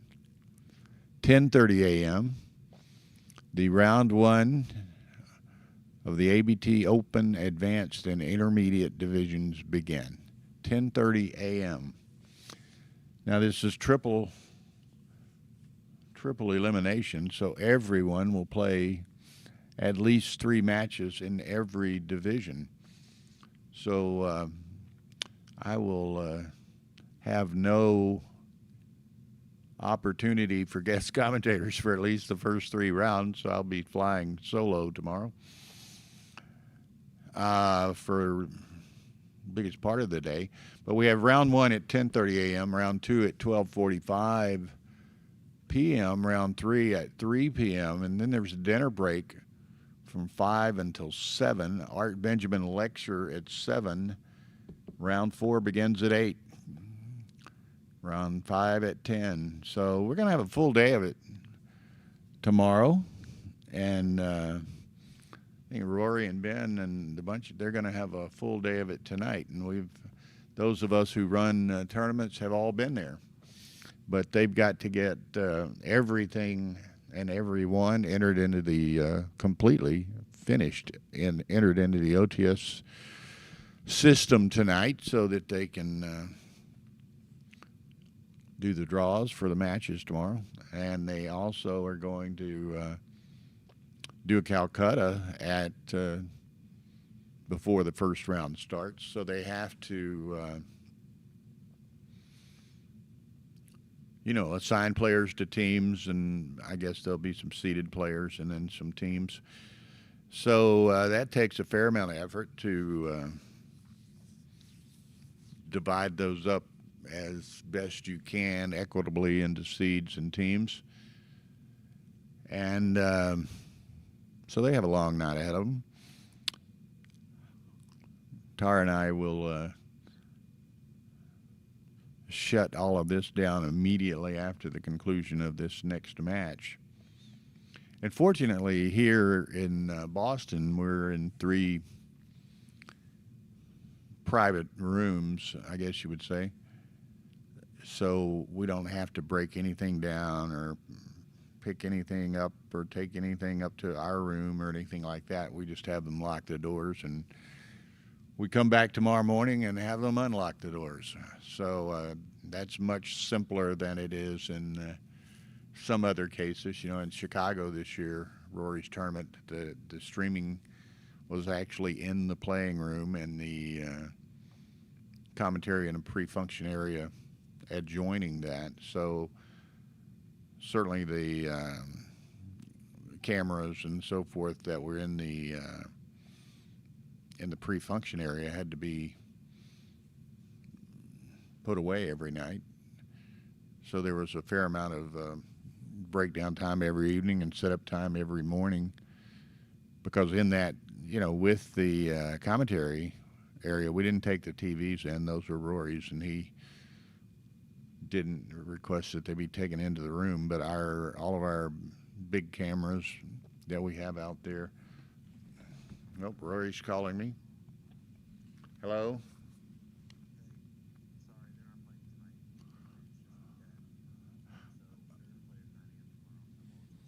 Okay. Do we want to, you probably don't want it streamed in the morning at 9 a.m.? No, I mean, we got to, your announcements and this, that, and the other are all at 9:30. Okay, so we'll just figure on the schedule otherwise. Okay, thanks for letting me know. Bye-bye. Yeah, bye. Bye. Okay, Adrian is dead on his feet. They will not play tonight. So we're going to be shutting it down, and streaming begins at 10:30 a.m. tomorrow. So we appreciate all of y'all watching today and tonight, and we will see y'all tomorrow. Thank you so much. Bye-bye.